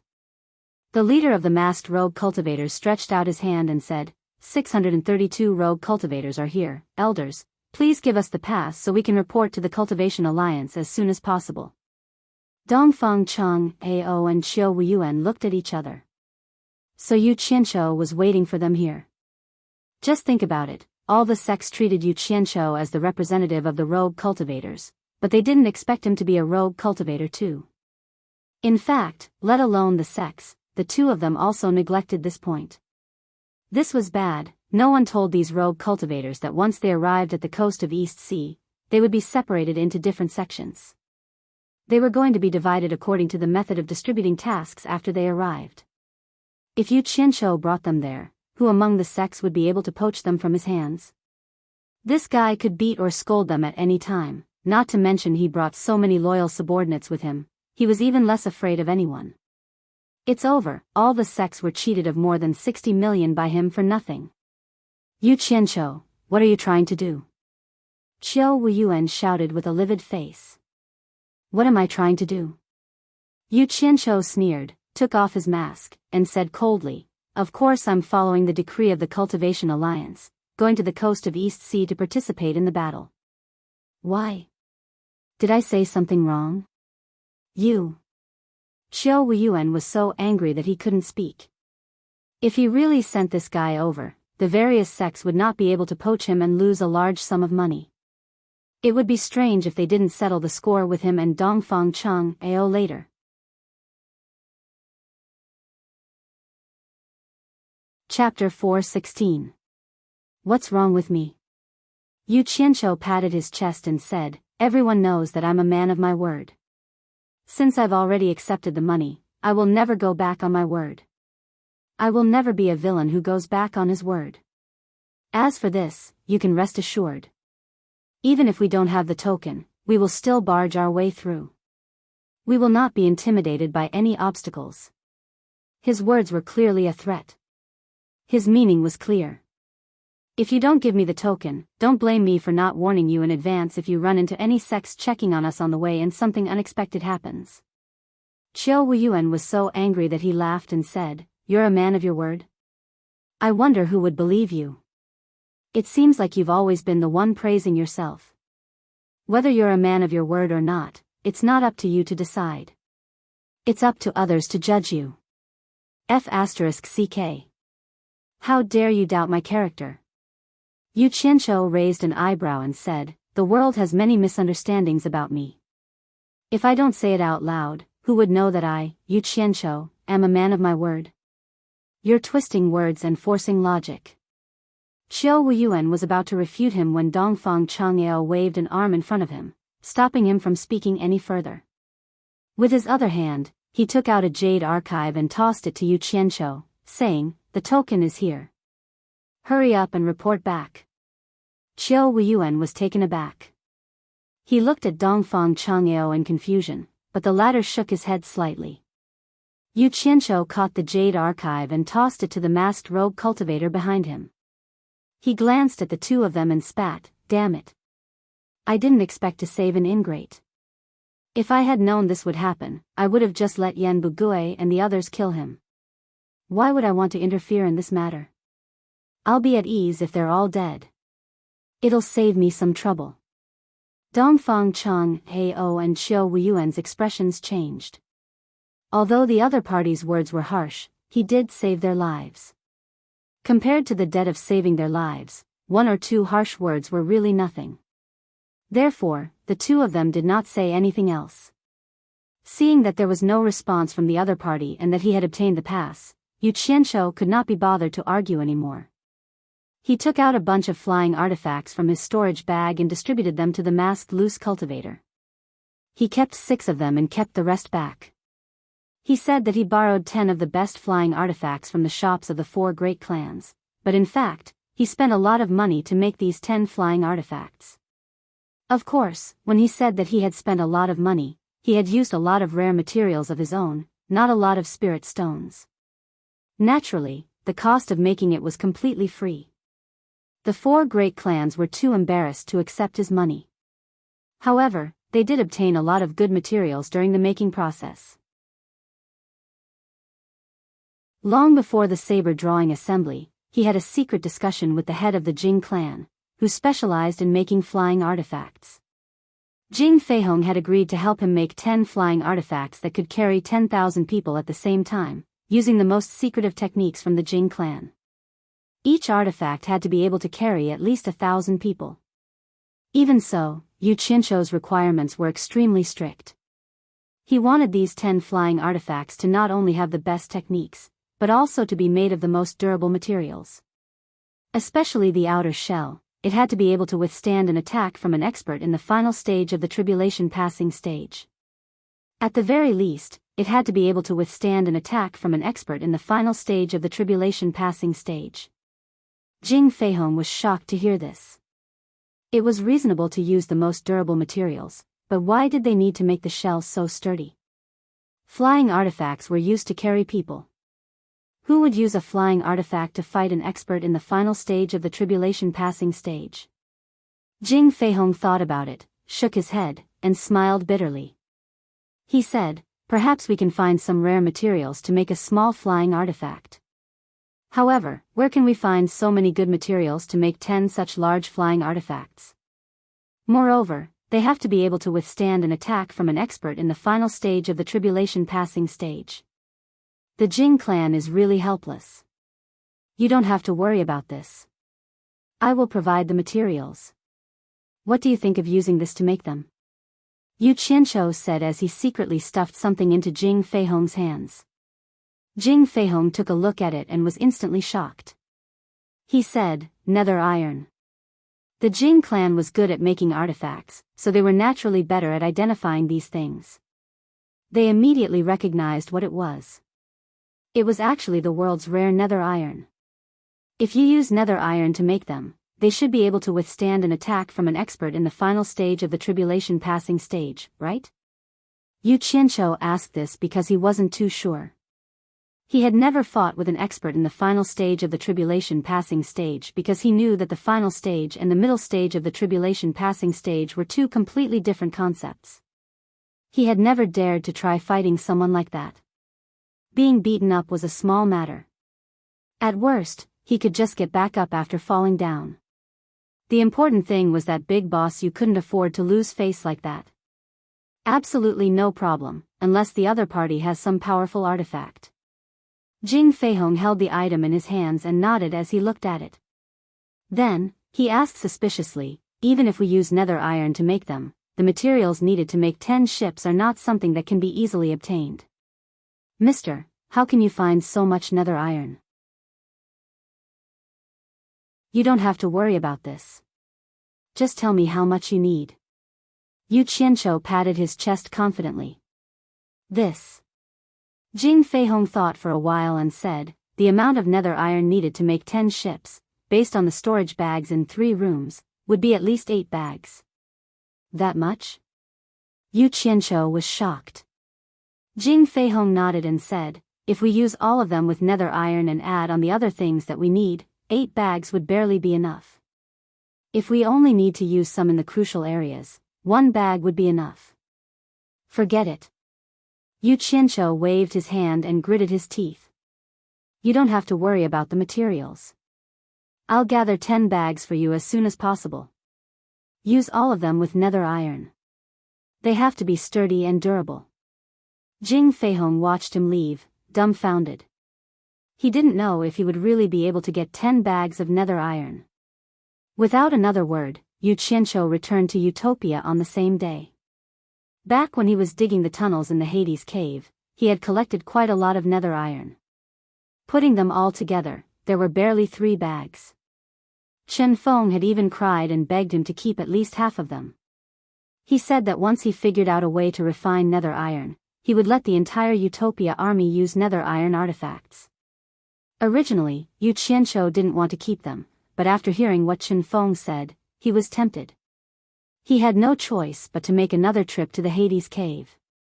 He spent close to a day digging out a large tumor in the intestine-like Hades cave before finally getting 10 bags. The next day, when he really handed the 10 bags of nether iron to Jing Feihong gulped hard. He couldn't believe that this was real. After coming back to his senses, he immediately promised, "I'll definitely create those 10 artifacts as soon as possible." Yu Qianqiu recalled that Chen Feng had said that refining nether iron was very troublesome, so he asked Jing Feihong, "It might be more troublesome to refine nether iron. Does your Jing family have a way?" "Mister, you don't have to worry about this. My Jing family relies on refining artifacts, so we naturally have a set of secret refining techniques that won't be leaked," Jing Feihong said confidently. Yu Qianzhou's eyes lit up, and he immediately became interested. He asked, "What secret technique? Can you give me a set of recipes so that I can broaden my horizons?" "This," Jing Feihong said hesitantly, "this is the Jing family's foundation. The secret refining technique has always been kept by the Elders Guild. If you want to take it out, you have to get the Elders Guild's approval. I'm afraid it'll be difficult to take it out in a short period of time." "Don't worry, I'm just asking casually," Yu Qianzhou said with a smile. In his heart, however, he was thinking that he would get it sooner or later, so he couldn't push them too hard. He had to wait for them to finish the 10 flying artifacts first. Just like that, Yu Qianzhou waited for news of the Jing family's flying artifacts. The day before yesterday, someone from the Jing family's shop came to say that the artifacts would be quietly delivered to the 100 Flowers Valley the next night. So the next day, after the masked loose cultivator received the spirit stones from Dongfang Chang, Ao and Qiu Wuyuan, he delayed his departure to the next day. The reason was that Yu Qianzhou wanted to wait until he got the artifacts before he left. A flying artifact could carry 1,000 people, so it was more than enough to carry 600 people. But after all, it was the first test. For the sake of speed and safety, Yu Qianzhou decided to scatter the 600 people. First, the smaller the size of the flying artifact, the faster it could fly. Second, if there was an accident, they wouldn't be killed all at once. On the surface, they were masked loose cultivators, but in reality, they were the 6 captains of the special forces.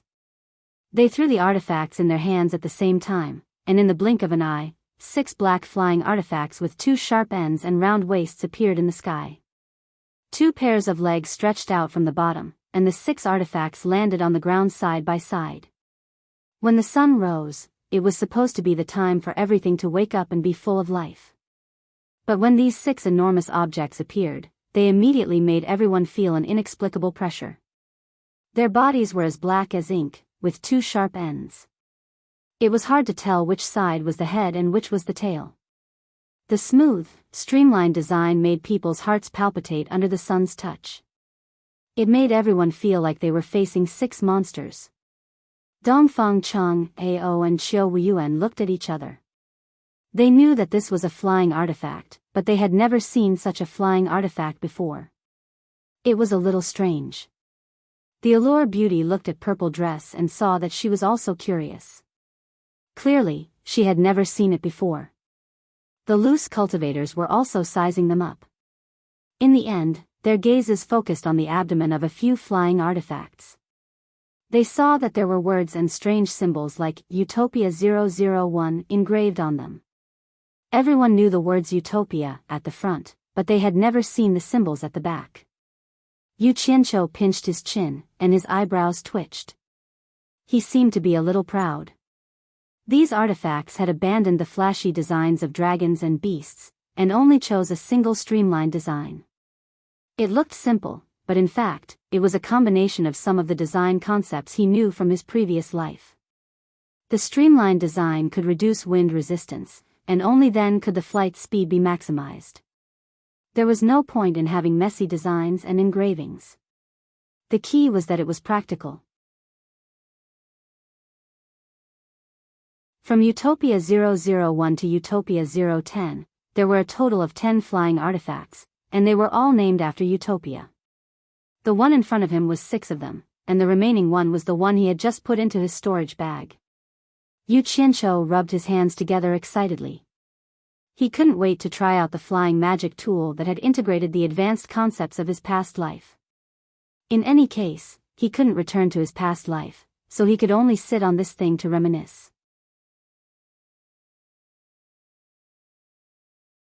Chapter 4:17. Beside him, the temptress suddenly pulled him back. She glared at him and asked, "Are you really going to leave me here by myself?" "About that." Yu Qianzhou chuckled, "You're not a loose cultivator, and you didn't take any money either. Why do you have to join in the fun?" As he said that, he turned to the 2 team leaders and the 6 company commanders and said, "Follow me." The 8 of them followed Yu Qianzhou towards a flying transcendent artifact. Ziyi's eyes brightened, and she followed without hesitation. The temptress was taken aback. Suddenly, she giggled and said, "So what if I didn't take any money? I don't want it." She smiled coquettishly and followed after them. Yu Qianqiu stomped his feet and turned around. He was speechless. He had never met such a thick-skinned woman before.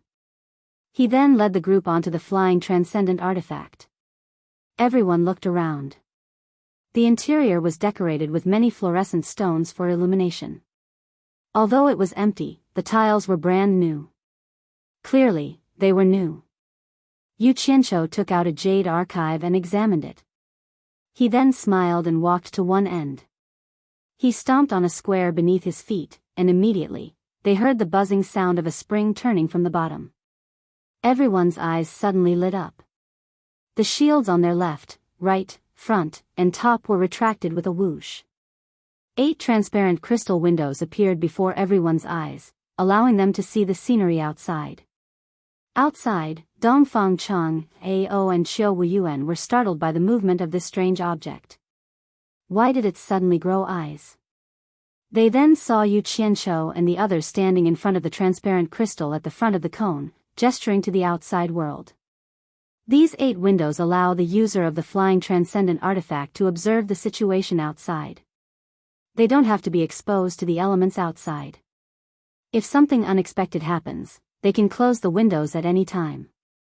Yu Qianqiu pointed at the circle of transparent crystal windows as he introduced them. He then stomped on the square beneath his feet.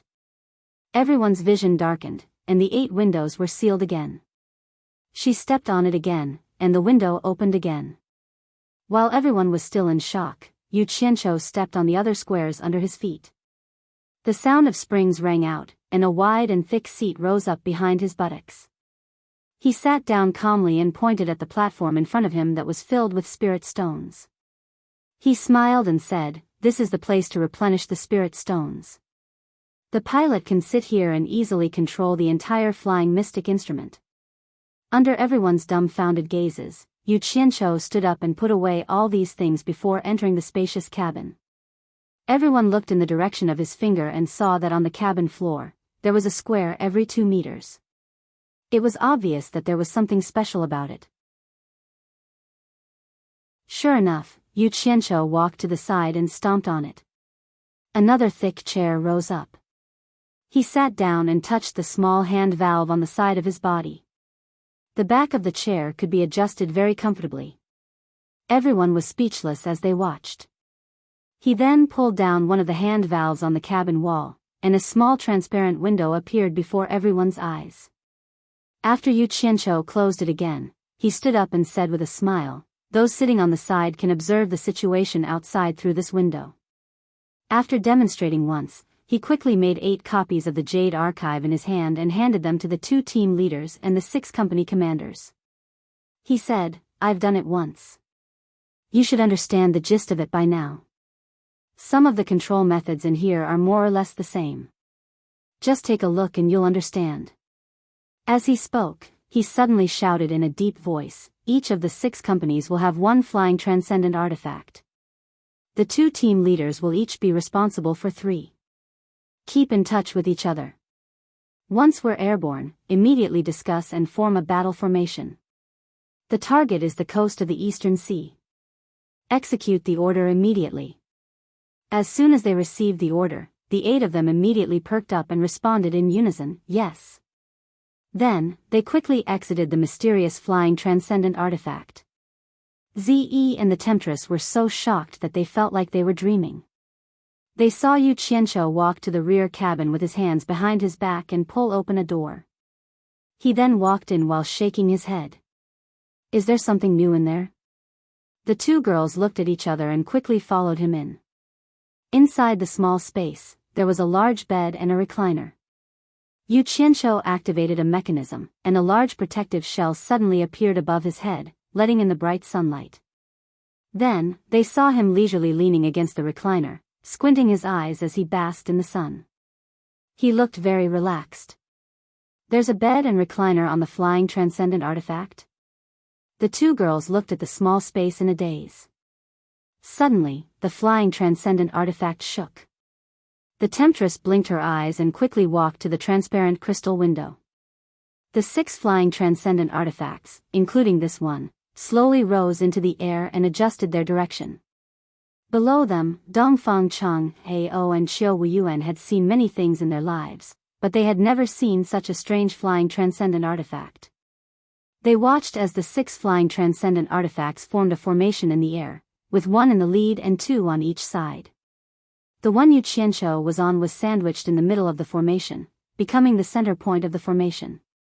The 6 flying transcendent artifacts adjusted their direction and quickly flew towards the east. They could vaguely see Yu Qianqiu lying on a recliner and waving at them through the transparent window at the rear of the flying transcendent artifact in the middle. This kid has finally grown up.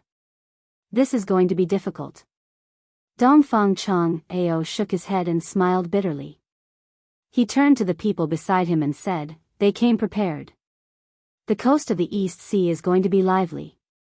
Qiao Wuyuan said with a solemn face, "We have to quickly spread the news and let the sects prepare." The 2 of them looked at each other and quickly flew into the 100 Flowers Valley. Ze and the temptress were leaning against the transparent crystal window, chattering like 2 little girls. Their faces were filled with excitement, and they would occasionally point at the white clouds floating by outside as they chatted and laughed, as if they had never seen them before. Yu Qianqiu lazily turned over on the soft recliner and continued to sleep. The temptress turned around and looked, then walked over with a smile. She squeezed her butt onto the recliner and poked a certain someone's waist with her sharp index finger. Yu Qianqiu let out a cry and sat up. He rubbed his waist and glared at her angrily. He shouted, "Are you done yet? What do you want?" The temptress wasn't angry. She looked around and thought to herself, "Thank goodness I'm thick-skinned enough to come here. Otherwise, I wouldn't be able to see such a flying instrument." Thinking of this, she winked at Yu Qianqiu seductively. Yu Qianqiu shuddered and immediately lost his temper. He wanted to move away from the temptress, but the temptress grabbed his hand and asked, "Let me ask you, was this flying instrument really made by the Jing clan of the 4 major clans? Are you trying to seduce me?" Yu Qianqiu struggled, but he couldn't get rid of the temptress. He smiled bitterly and said, "Palace leader Yi, if you have something to say, just say it. Don't pull me, okay?" Ze turned around and glanced at the 2 of them. She was already used to their actions. She turned around and pressed her face against the transparent window. Her eyes were pure as she looked at the clouds of different shapes that were being thrown far away. The allure beauty glanced at Ze and bit her alluring red lips with her silver teeth. She grabbed onto Yu Qianqiu and whispered in his ear, "Don't call me Palace Lord Yi in the future. My real name is Yi Kun. You can just call me Yi Kun." Her voice was like a devil's voice, very alluring. "Call me Yi Kun?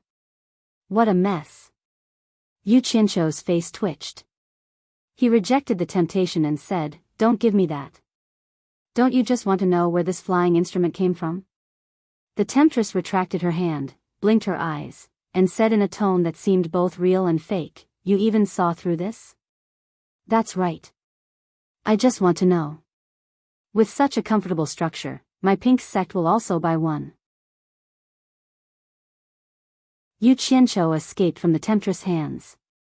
He turned around and sat on the bed. He waved his hand and said, "The Jing clan made it. You can buy it from them. I'm just afraid that you can't afford it."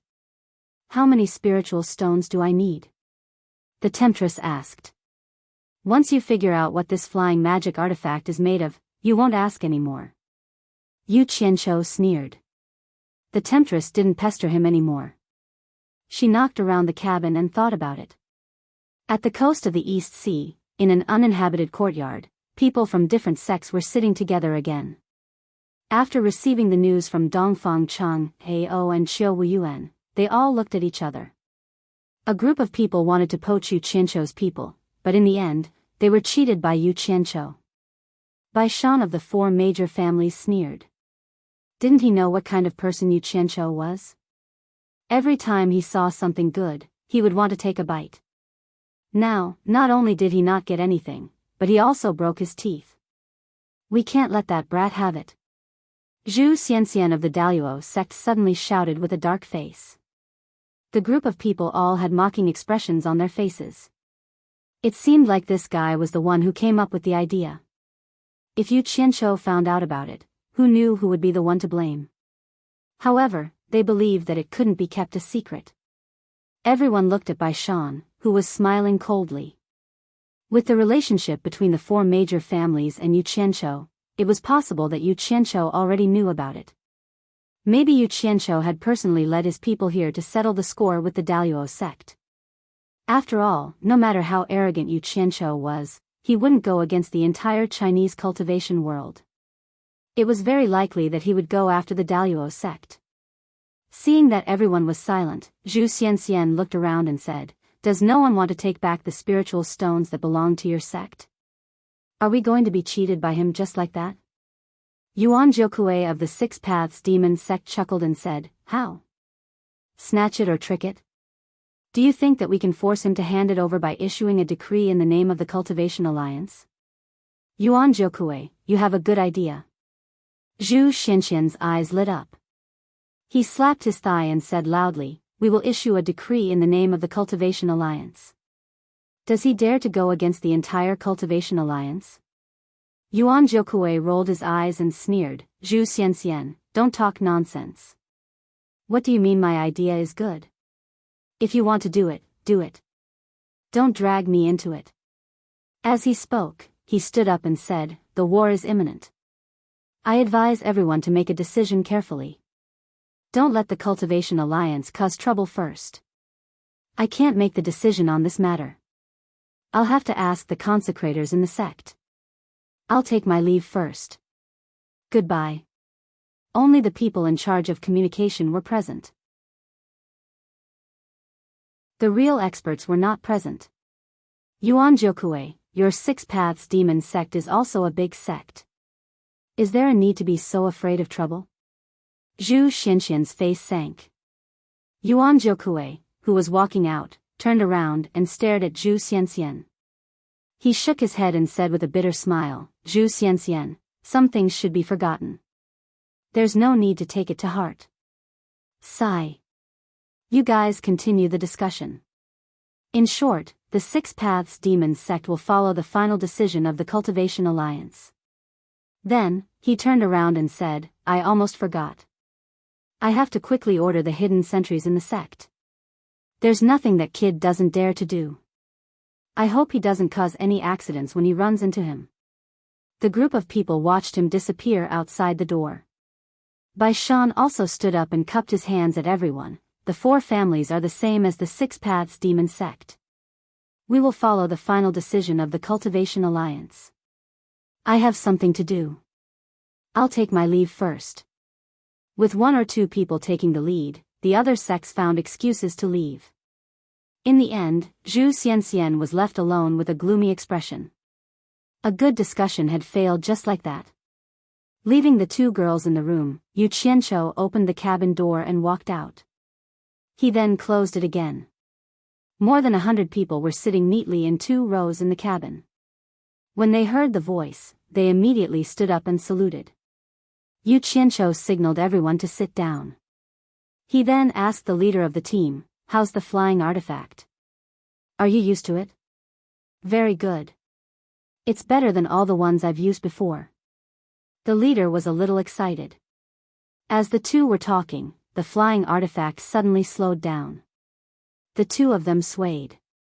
The leader suddenly turned around and shouted, "Company leader, what's going on?" "Leader, someone stopped the flying artifact of the leader of the second team." The leader of the first team who was driving the artifact replied loudly. The leader flashed to the front and seemed to be communicating with the people of the second team. Yu Qianqiu walked over slowly with an expressionless face. Looking through the transparent window, he saw a dozen people and a small flying artifact blocking his way. He snorted coldly and said, "Let's ask who stopped us first." The leader nodded and quickly got it through telepathy. He then reported, "It's a patrol team formed by a few small sects of the Cultivation Alliance. They want us to show our pass token." Yu Qianqiu's expression softened a little. He nodded and said, I'm doing my job. I'll cooperate with them. The leader took the order, opened the cabin door, and flew out. After showing the pass token, he negotiated with those people. Not only did those people not leave, but they also followed the leader. After the leader flashed in, he asked, "They said they've heard of your name for a long time. They want to pay you a visit." After coming out of the special forces, there was a rule that the title, leader, could not be used outside. Huh? Oh. Let them in. Yu Qianzhou was stunned. The leader went to the cabin door and let more than a dozen people in. As soon as these people from the small sects came in, they immediately saw more than 100 masked people staring at them. They suddenly felt a little uneasy and nervous. It was said that these people were all experts of the tribulation stage. "This is the Mr. Yu you want to see." The leader waved his hand and said. Yu Qianzhou laughed and walked over. He smiled amiably and said, "Everyone, you've worked hard. I'm Yu Qianzhou. I don't know what I can do for you." Although Yu Qianzhou's reputation was not very good, his history of struggle had long been something that the young disciples of the various sects talked about. Many grassroots disciples dreamed of becoming someone like Yu Qianzhou. When Yan Bugui brought people to challenge him, Yu Qianzhou killed his opponent with one strike. Although the young disciples of the various sects did not see it with their own eyes, it was spread like wildfire. Especially when he said, "So what if I'm famous or not? One strike is enough." This made the grassroots disciples of the various sects worship him crazily. Coincidentally, these people were sent here to investigate suspicious cultivators. When they saw the 6 extraordinary flying artifacts, they thought it was someone from a large sect. They did not expect to meet a legendary grassroots idol. So one of them mustered up the courage to ask for a meeting with the leader. The leader wanted to refuse, but he remembered that Yu Qianzhou was here. It was not good for him to make a decision for him, so he came to ask for instructions. Who knew that Yu Qianzhou would agree without hesitation? The young disciples thought that Yu Qianzhou would be like those people from the large sects and just say a few perfunctory words to them. Who knew that he would be so easy to talk to? The group of disciples from the small sects immediately relaxed a lot.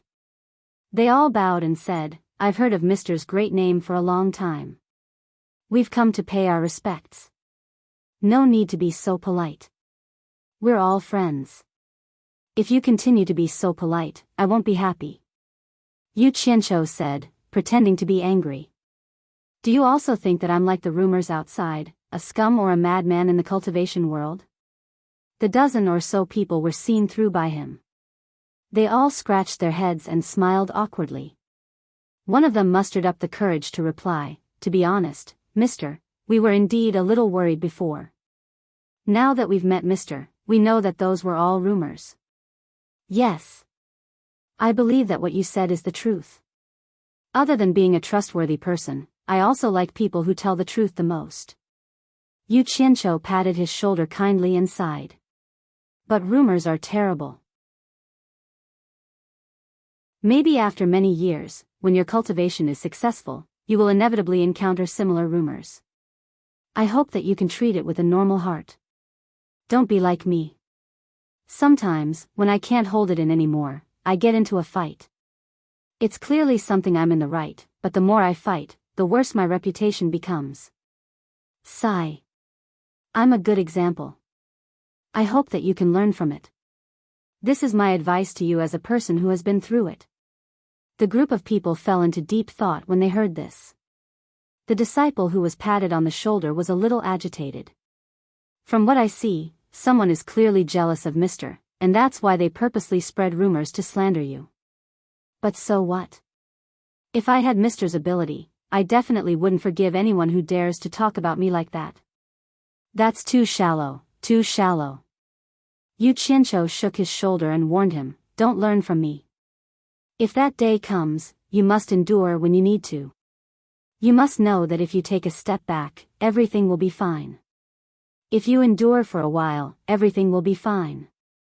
Don't be impulsive, understand?"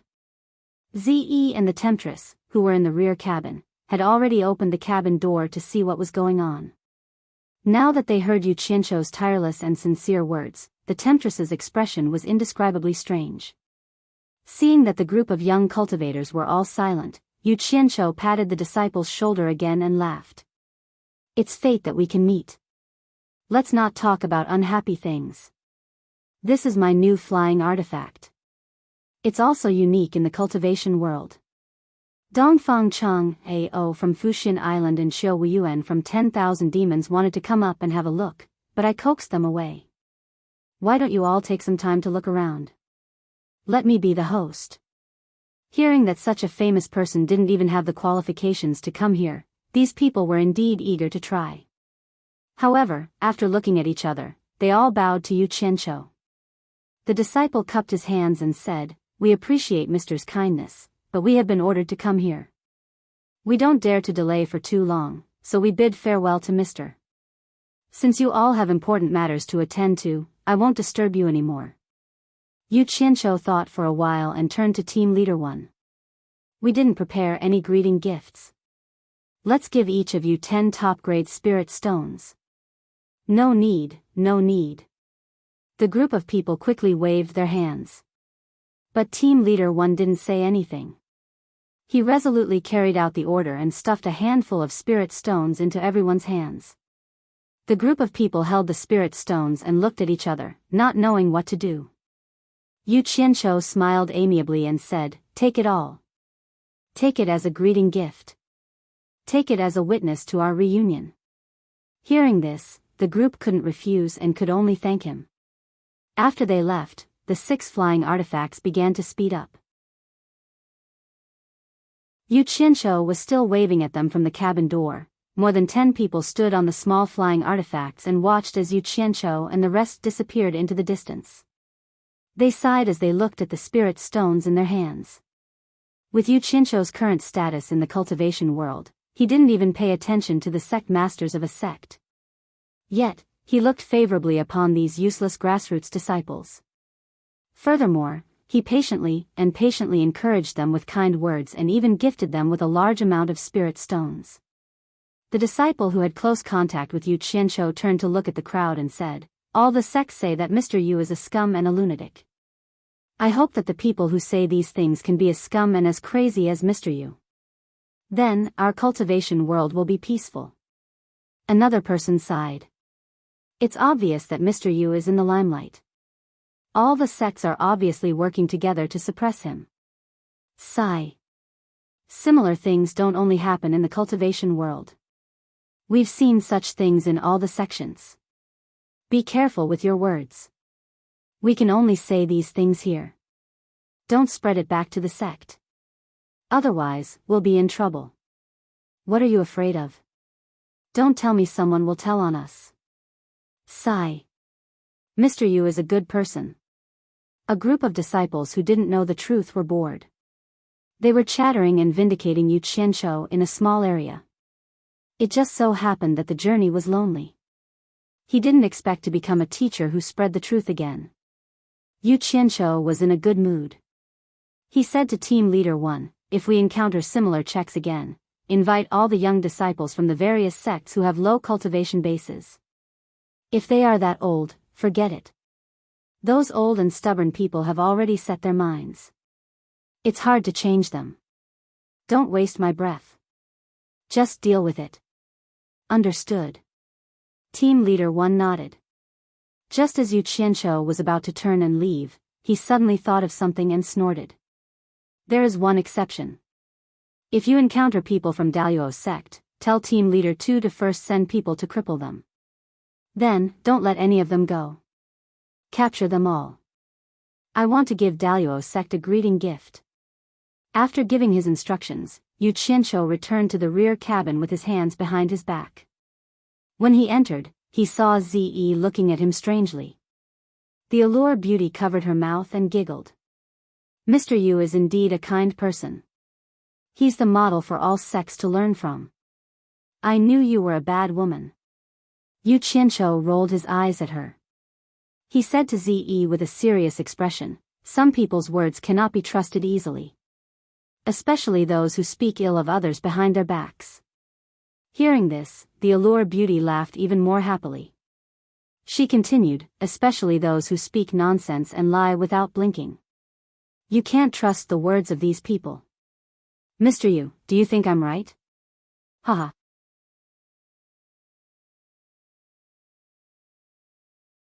Chapter 418.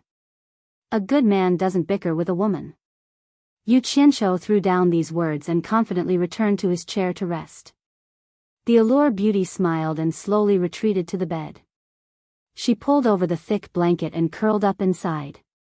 She closed her eyes and looked satisfied, as if she had found what she had been looking for many years.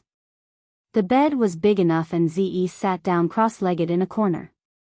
Just as he calmed down, Yu Qianqiu, who was pretending to sleep, suddenly discovered that something was wrong with his dantian. He could not help but look inside himself and saw that his nascent soul had actually stopped breathing, and the red and black spheres revolving around it were speeding up. Moreover, it was getting faster and faster, stirring up the quintessential essence in his dantian. The quintessential essence was stirred up like a tornado, and as it spiraled, it seemed to show signs of becoming thicker. Yu Qianqiu opened his eyes and stood up. A thought popped into his head. Was he going to make a breakthrough again? The two women were also alerted by his movements. Seeing his dignified expression, they looked at each other. Just as the Allure Beauty was about to ask something, Yu Qianqiu said, Ze, protect me. My cultivation is about to break through to the middle stage of nascent soul. Don't let anyone disturb me. He sat down cross-legged on the deck and closed his eyes to carefully observe the movement in his dantian. Ziyi's expression became serious. She knew that when a cultivator was about to make a breakthrough, they couldn't be disturbed. If they missed this opportunity, it would be hard for them to make any more progress. She immediately moved to his side and looked around vigilantly. When her gaze swept past the Allure Beauty, she was actually on guard. After the Allure Beauty saw what the two were doing, she felt a bit sad. Yu Qianqiu subconsciously called Ze to protect him and didn't call her. It was obvious who the two women were in his heart. Especially Ze's vigilant gaze, it made her even more confused. It turned out that she hadn't really integrated with the two of them. Perhaps they were subconsciously on guard against her. I'll go guard outside the door in case someone comes in and disturbs you. The Allure Beauty smiled awkwardly. Purple Dress nodded solemnly. She was on high alert and even pulled the handbrake to have the protective shell cover the transparent window again. The 100-charm Beauty lightly sighed in her heart, and she smiled as she left. If I don't leave now, then I'm afraid I'll become Ze's main target. Is there a need for that? The movement in his dantian made Yu Qianqiu a little uneasy. The true essence in his dantian was stirred up into a tornado. He had never heard of such a phenomenon before. He also knew that his cultivation method was different from other cultivators. Therefore, he did not have any experience to learn from. However, there was one thing that was beyond doubt. Only when one's true essence became more substantial would it represent that one's cultivation would become more profound. Just like the protective aura released by a transcending tribulation stage expert, only when the true essence was thick to the point that the protective aura released would be hard to break. If it was at the soul formation stage, then the protective aura released would naturally be even more difficult.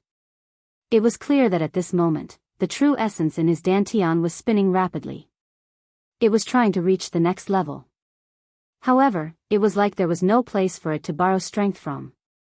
It spun in the air, and like a bone scraper, it swept across the walls of his dantian.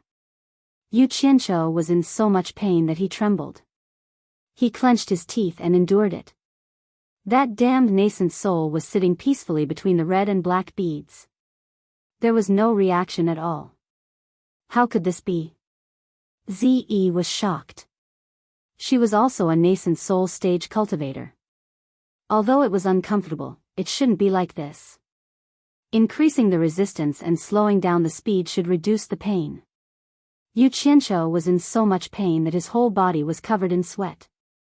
He bit his lips so hard that they bled. When he could no longer endure it, this thought suddenly appeared in his mind. Ze saw that he had bitten his lips so hard that they bled. She trembled with fear, but she didn't know how to help him. She just stood there anxiously. Right now, she even wanted to go out and pull the Beauty of 100 Charms in to ask her if she knew what was going on.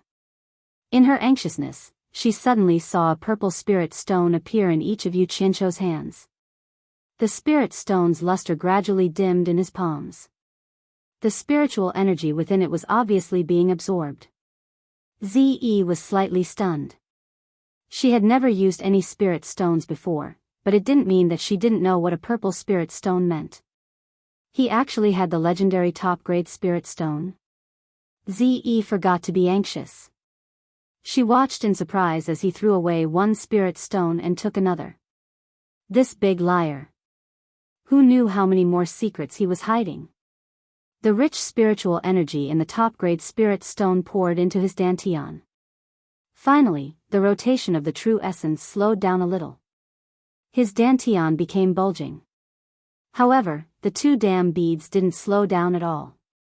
They stirred the true essence in the thick spiritual energy. The beads' rotation speed, the resistance of the spiritual energy, and the limited pressure of the dantian. Under these three forces, the true essence was quickly compressed and gradually became thick. It really worked. Yu Qianqiu was overjoyed. However, once the true essence was compressed, there was more space left, and the resistance of compression was smaller. It was difficult to continue to compress it further. Without hesitation, Yu Qianqiu absorbed the spiritual energy again. He endured the swelling pain of his dantian and sucked crazily. He desperately increased the pressure of the true essence. When the true essence was compressed a little thicker, he poured spiritual energy into his dantian to fill it.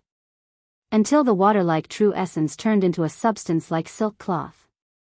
It was milky white and delicate, and its volume shrank by 100 times. Suddenly, the nascent soul that had stopped breathing suddenly spat out a big bubble, as if it had choked on water in a river. What it spat out was nothing else but a mass of milky white true essence. It merged with the milky white that had been compressed just now. It was as if this thing was blocking his airways, causing him to be unable to breathe. As such, the dual jewels protecting his body had to lend him a helping hand, causing his entire dantian to become restless, and now he was finally able to breathe. In an instant, the whole dantian quieted down. The two beads' rotation speed returned to their usual state of protecting the nascent soul. The nascent soul that could breathe took a deep breath. The rich spiritual energy was sucked in. It rotated in its abdomen and spat out a silk-like white true essence. Yu Qianqiu's whole body shook.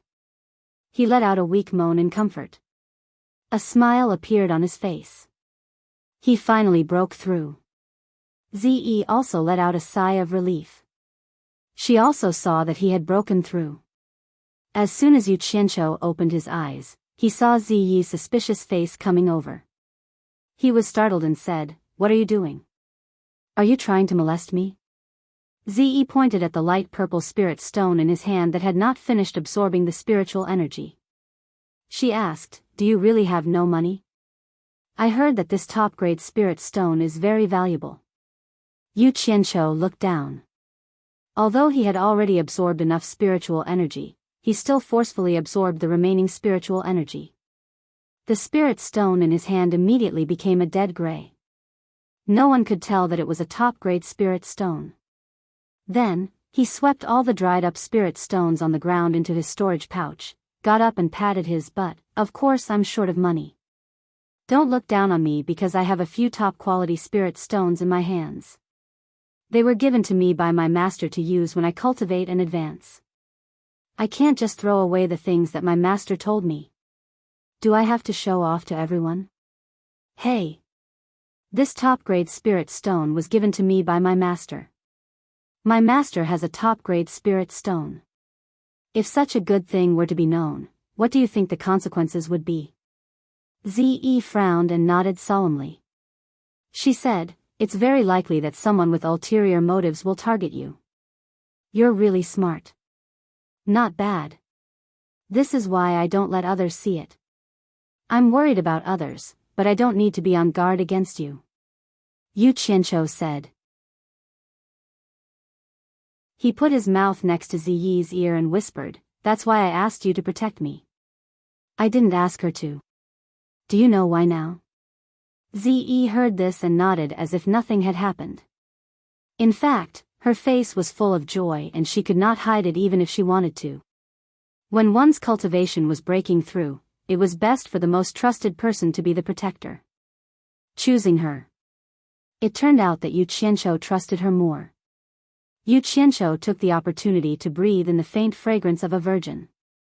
He smacked his lips and found that it was slightly painful. Only then did he realize that he had bitten his lips. Thus, he let out a puddle of water. Under Ziyi's careful guidance, he washed the blood on his mouth. The Allure Beauty leaned on the outside and looked at the more than 100 people. There was no joy or sorrow on her face. She was lost in her thoughts. The cabin door suddenly opened. Ziyi poked her head out and smiled. The 100 Charms Beauty was startled. She turned around and went in, only to see Yu Qianqiu standing there with his legs crossed. The protective shell on top of his head had been opened again, and the sky outside was already filled with stars. "You broke through?" The Allure Beauty walked to Yu Qianqiu and asked with a smile. There was a bitterness hidden in her smile. It seemed that this question was a bit unnecessary. If he did not break through, it would be strange if he could be so carefree. Yu Qianqiu smiled proudly and answered her in this way. The Allure Beauty did not ask any more questions. She still had a seductive smile on her face. She casually returned to the bed and continued to curl up in the thick blanket. She suddenly felt that she should have a good sleep. Perhaps her mood would be better tomorrow. The stars in the night sky were so brilliant. They were so deep, beautiful, and enchanting. However, they did not make her open her eyes for a while. She, who had been meditating and resting for many years, actually fell asleep quietly. The next day, the 6 flying artifacts in the sky were the first to bear the light of the rising sun. Lying on the chair, Yu Qianqiu still felt that it was dazzling with his eyes closed. He tilted his head to look. Ziyi was meditating at the corner of the bed. Her expression was solemn. The blue velvet blanket on the side was half wrapped around a beautiful body. The red muslin had been rolled up at some point, and 2 extremely seductive jade legs were quietly resting on the blanket. The half-rolled-up blue velvet hooked onto the 2 jade legs, making the 2 thighs appear even more white and creamy. The worst thing was that a certain person did not know how to restrain himself when he slept. Although he was wearing underwear, he did not know how to cover his private parts. "I have sinned, I have sinned. Sex is emptiness, emptiness is sex." Yu Qianqiu was speechless. He could only recite the Sex Sutra 10 times in his heart. He turned his head and forced himself to face the dazzling sunlight. He shouted in his heart, "Eyesight! Blind my eyes with that stab."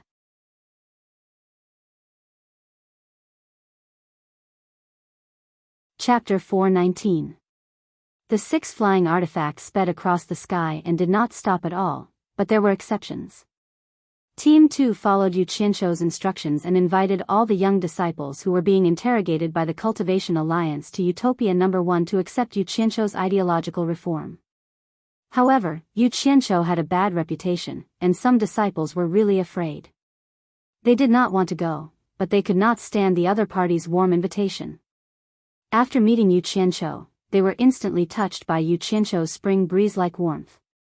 After receiving the greeting gifts, they regretted listening to the rumors. In Yu Qianqiu's words, this was called moving with emotion and understanding with reason. Of course, that was a greeting gift. The sect set up many similar interrogation points everywhere, and then set up a communication matrix within a certain range. Naturally, this was to make it convenient for them to report to the Cultivation Alliance in time if they discovered anything suspicious. Therefore, the Cultivation Alliance received the news that Yu Qianqiu's 6 flying artifacts were closing in. The interrogation points asked, "Did Yu Qianqiu and the others cooperate with the interrogation? Did they cause any trouble?" What surprised the various sects was that the replies from many of the interrogations all said, "Yu Qianqiu actively cooperated with the interrogations. His attitude was very good, and there were no signs of him causing trouble at all.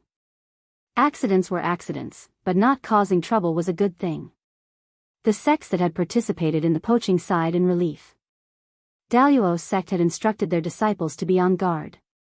If they encountered Yu Qianqiu and his attitude was not good, they must tolerate it as much as they could, lest Yu Qianqiu take the opportunity to cause trouble. But after receiving such news, Zhu Xianxian was relieved. It seemed that Yu Qianqiu did not dare to go against the entire cultivation alliance. At least he knew what was good for him.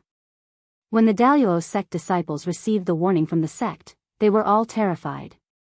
Everyone knew that Yu Qianqiu had a deep grudge with the Daluo sect. They had clashed with each other again and again. Even the sect master's son was killed by that bastard. What else could he not do? It was said that he had brought more than 600 cultivators at the crossing calamity stage with him. What should he do? Zhao Cheng was an early-stage tribulation passing elder of the Daluo sect. He was usually by the side of Luo Kuan, one of the top experts of the Daluo sect. Now that he had been sent to a checkpoint of the Daluo sect, it was truly a waste of his talents. In this battle, Luo Kuan and several experts in the late tribulation passing stage had come to help the Daluo sect. He could be considered the number one figure among the people from the Daluo sect. After receiving Zhu Xianxian's report about Yu Qianqiu, Luo Kuan ordered his men to calculate Yu Qianqiu's route and send his trusted aide, Zhao Cheng, to the place where Yu Qianqiu must pass. The purpose was simple. Put aside the past and try to restrain the disciples from clashing with Yu Qianqiu at this time. Otherwise, they would become a laughing stock to the other sections. Now was not the time to settle the score. Zhao Cheng had been with Luo Kuan for a long time. In the Daluo sect, no one dared to disrespect him. After a long time, he inevitably became a little arrogant. In his heart, he also felt that he had been wronged. He had been sent to a small checkpoint to deal with a rogue. Although he was unwilling, he did not dare to object to Luo Kuan's arrangement. In the sea of clouds, the Daluo sect's flying artifact was hidden. This way, it was convenient for them to observe the surroundings. On the flying artifact, there were 15 people, including Zhao Cheng. A leader named Lu Su looked at the arrogant Zhao Cheng and asked carefully, "Elder Zhao, why does that Yu Qianqiu always make life difficult for our Daluo sect?" Humph. Zhao Cheng glared at him and snorted. You Daluo sect disciples should remember this. Kind people get bullied, and tame horses get ridden. Our Daluo sect is ranked second among the righteous sects, so you must show the backbone of a great sect. Don't be like some people who can remain indifferent even when their own sons are killed after suffering a bit. Humph. Boosting the morale of others while lowering our own prestige is a great humiliation to the Daluo sect. Lu Su clicked his tongue. He had long heard that this elder Zhao was arrogant, but he didn't think he would dare say such things to that person. He naturally knew who Zhao Cheng's son was killed, but the topic was too sensitive. He didn't dare continue. If word got out, an early core formation realm disciple like him wouldn't be able to bear the consequences. Thinking of this, Lu Su couldn't help but worry. As soon as he received the news from the sect, he was prepared to avoid Yu Qianqiu's flying artifact and hide in the clouds. No matter how much Yu Qianqiu hated the Daluo sect, he couldn't possibly search for them everywhere. Who knew that the front lines would send this guy to restrain them? From his tone, it sounded like he was here to restrain them. He was clearly pushing them into a pit of fire. Sigh. Just hide in the Daluo sect and act arrogantly. Why didn't you think about what kind of person Yu Qianqiu was? He didn't care what sect you were from.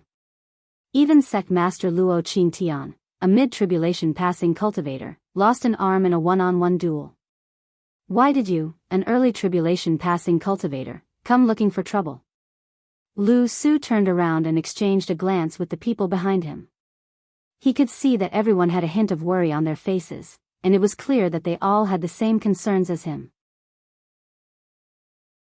Lu Su couldn't help but shake his head with a wry smile. He hoped that Elder Zhao didn't want to lose face in front of the disciples and deliberately said something like that. What he feared had come.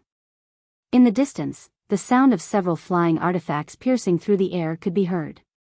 With a little effort, they could tell that there were 6 flying artifacts, which matched the number of flying artifacts Yu Qianqiu had brought. The expressions of the dozen or so people changed drastically. After looking at each other, they all looked at Elder Zhao. Zhao Cheng snorted slightly and steered his flying artifact into the clouds to look into the distance. In the distance, 6 black dots were flying in their direction at high speed and would soon meet them. Zhao Cheng directly controlled the flying Dharma artifact to rush out and tyrannically block the path of the 6 flying Dharma artifacts. The 6 flying artifacts had clearly noticed them as well and slowed down as they approached. The group from the exalted sect sized up the 6 celestial artifacts in front of them. They were oddly shaped, and even under the bright sun, they exuded an eerie aura. They even had eyes at the front, and through those transparent eyes, they could vaguely see people sitting inside. The Daluo sect is here on orders from the Cultivation Alliance to interrogate suspicious cultivators. If you have a pass, hand over your pass. If you don't, open your cabin and accept the interrogation. Zhao Cheng clearly wanted to show off his strength to Yu Qianqiu and the others. When he roared, even the disciples behind him felt as though their ears were about to explode. The Daluo sect disciples held their breaths and watched the other party's movements. After Zhao Cheng's shout, the 3 flying artifacts in the triangular formation at the front suddenly moved. It was as if the eyes had suddenly closed. The group did not understand what was going on. Zhao Cheng snorted coldly and shouted again, "The Daluo sect is here on orders from the Cultivation Alliance. How dare you!" The tone of the shout suddenly changed. The group of people were also startled by the other party's movements. They saw the 3 flying artifacts in front of them shooting over in a frenzy, directly colliding with the small flying artifacts beneath their feet. They did not even say a word to each other. "Oh my God!" The Daluo sect disciples cried out and jumped down from their flying artifacts. After they dodged the impact, they released their flying swords and steadied themselves in the air.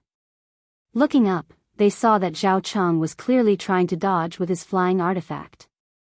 However, it happened so suddenly, and the 3 monstrous things had deliberately planned for this. There was a loud bang in the air. Zhao Cheng leaped into the air and flew away. The flying artifact under his feet was knocked far away, and he quickly rolled toward the dear earth to hug it. The group of disciples still had lingering fear, and a bad feeling welled up in their hearts. At first, everything was fine, but when they heard that it was the Daluo sect, they immediately became impolite. They clearly did not like the Daluo sect. "How dare you! How dare you defy the decree of the Cultivation Alliance!" Zhao Cheng shouted, and a cold light flashed from his storage bag. Under his guidance, it first shot into the sky, then quickly turned around and shot toward one of the flying artifacts. Bang! There was a loud bang, and the flying sword hit its target smoothly. Zhao Cheng recalled his flying sword and was slightly taken aback. Under his full strength, the other party's flying artifact was actually undamaged. Even the scratch was not very obvious, almost unnoticeable. Oh my! What material is this flying artifact made of? The expressions of the Daluo sect disciples below all changed. They saw that Zhao Cheng's sword seemed to have poked a hornet's nest. Dozens of black shadows flashed out from the flying artifact that was hit. More than a dozen of them shot into the sky and surrounded Zhao Cheng from all directions. The rest of them scattered. The disciples' vision blurred, and they found that each of them was standing in front of a masked man in black, staring at them indifferently. The words, "itinerant cultivator," on the men's chests made the disciples subconsciously shiver. They immediately remembered the news they had heard recently. Yen Bugui led a group of tribulation stage experts to sneak attack the 100 Flowers Valley. Yu Qianqiu suddenly attacked, and the 600 itinerant cultivators under him killed almost all of the tribulation stage experts without suffering any losses. Zhao Cheng looked around in the sky and saw that he was surrounded by masked men in black, and they were all at the early stage of the tribulation stage, similar to his cultivation level.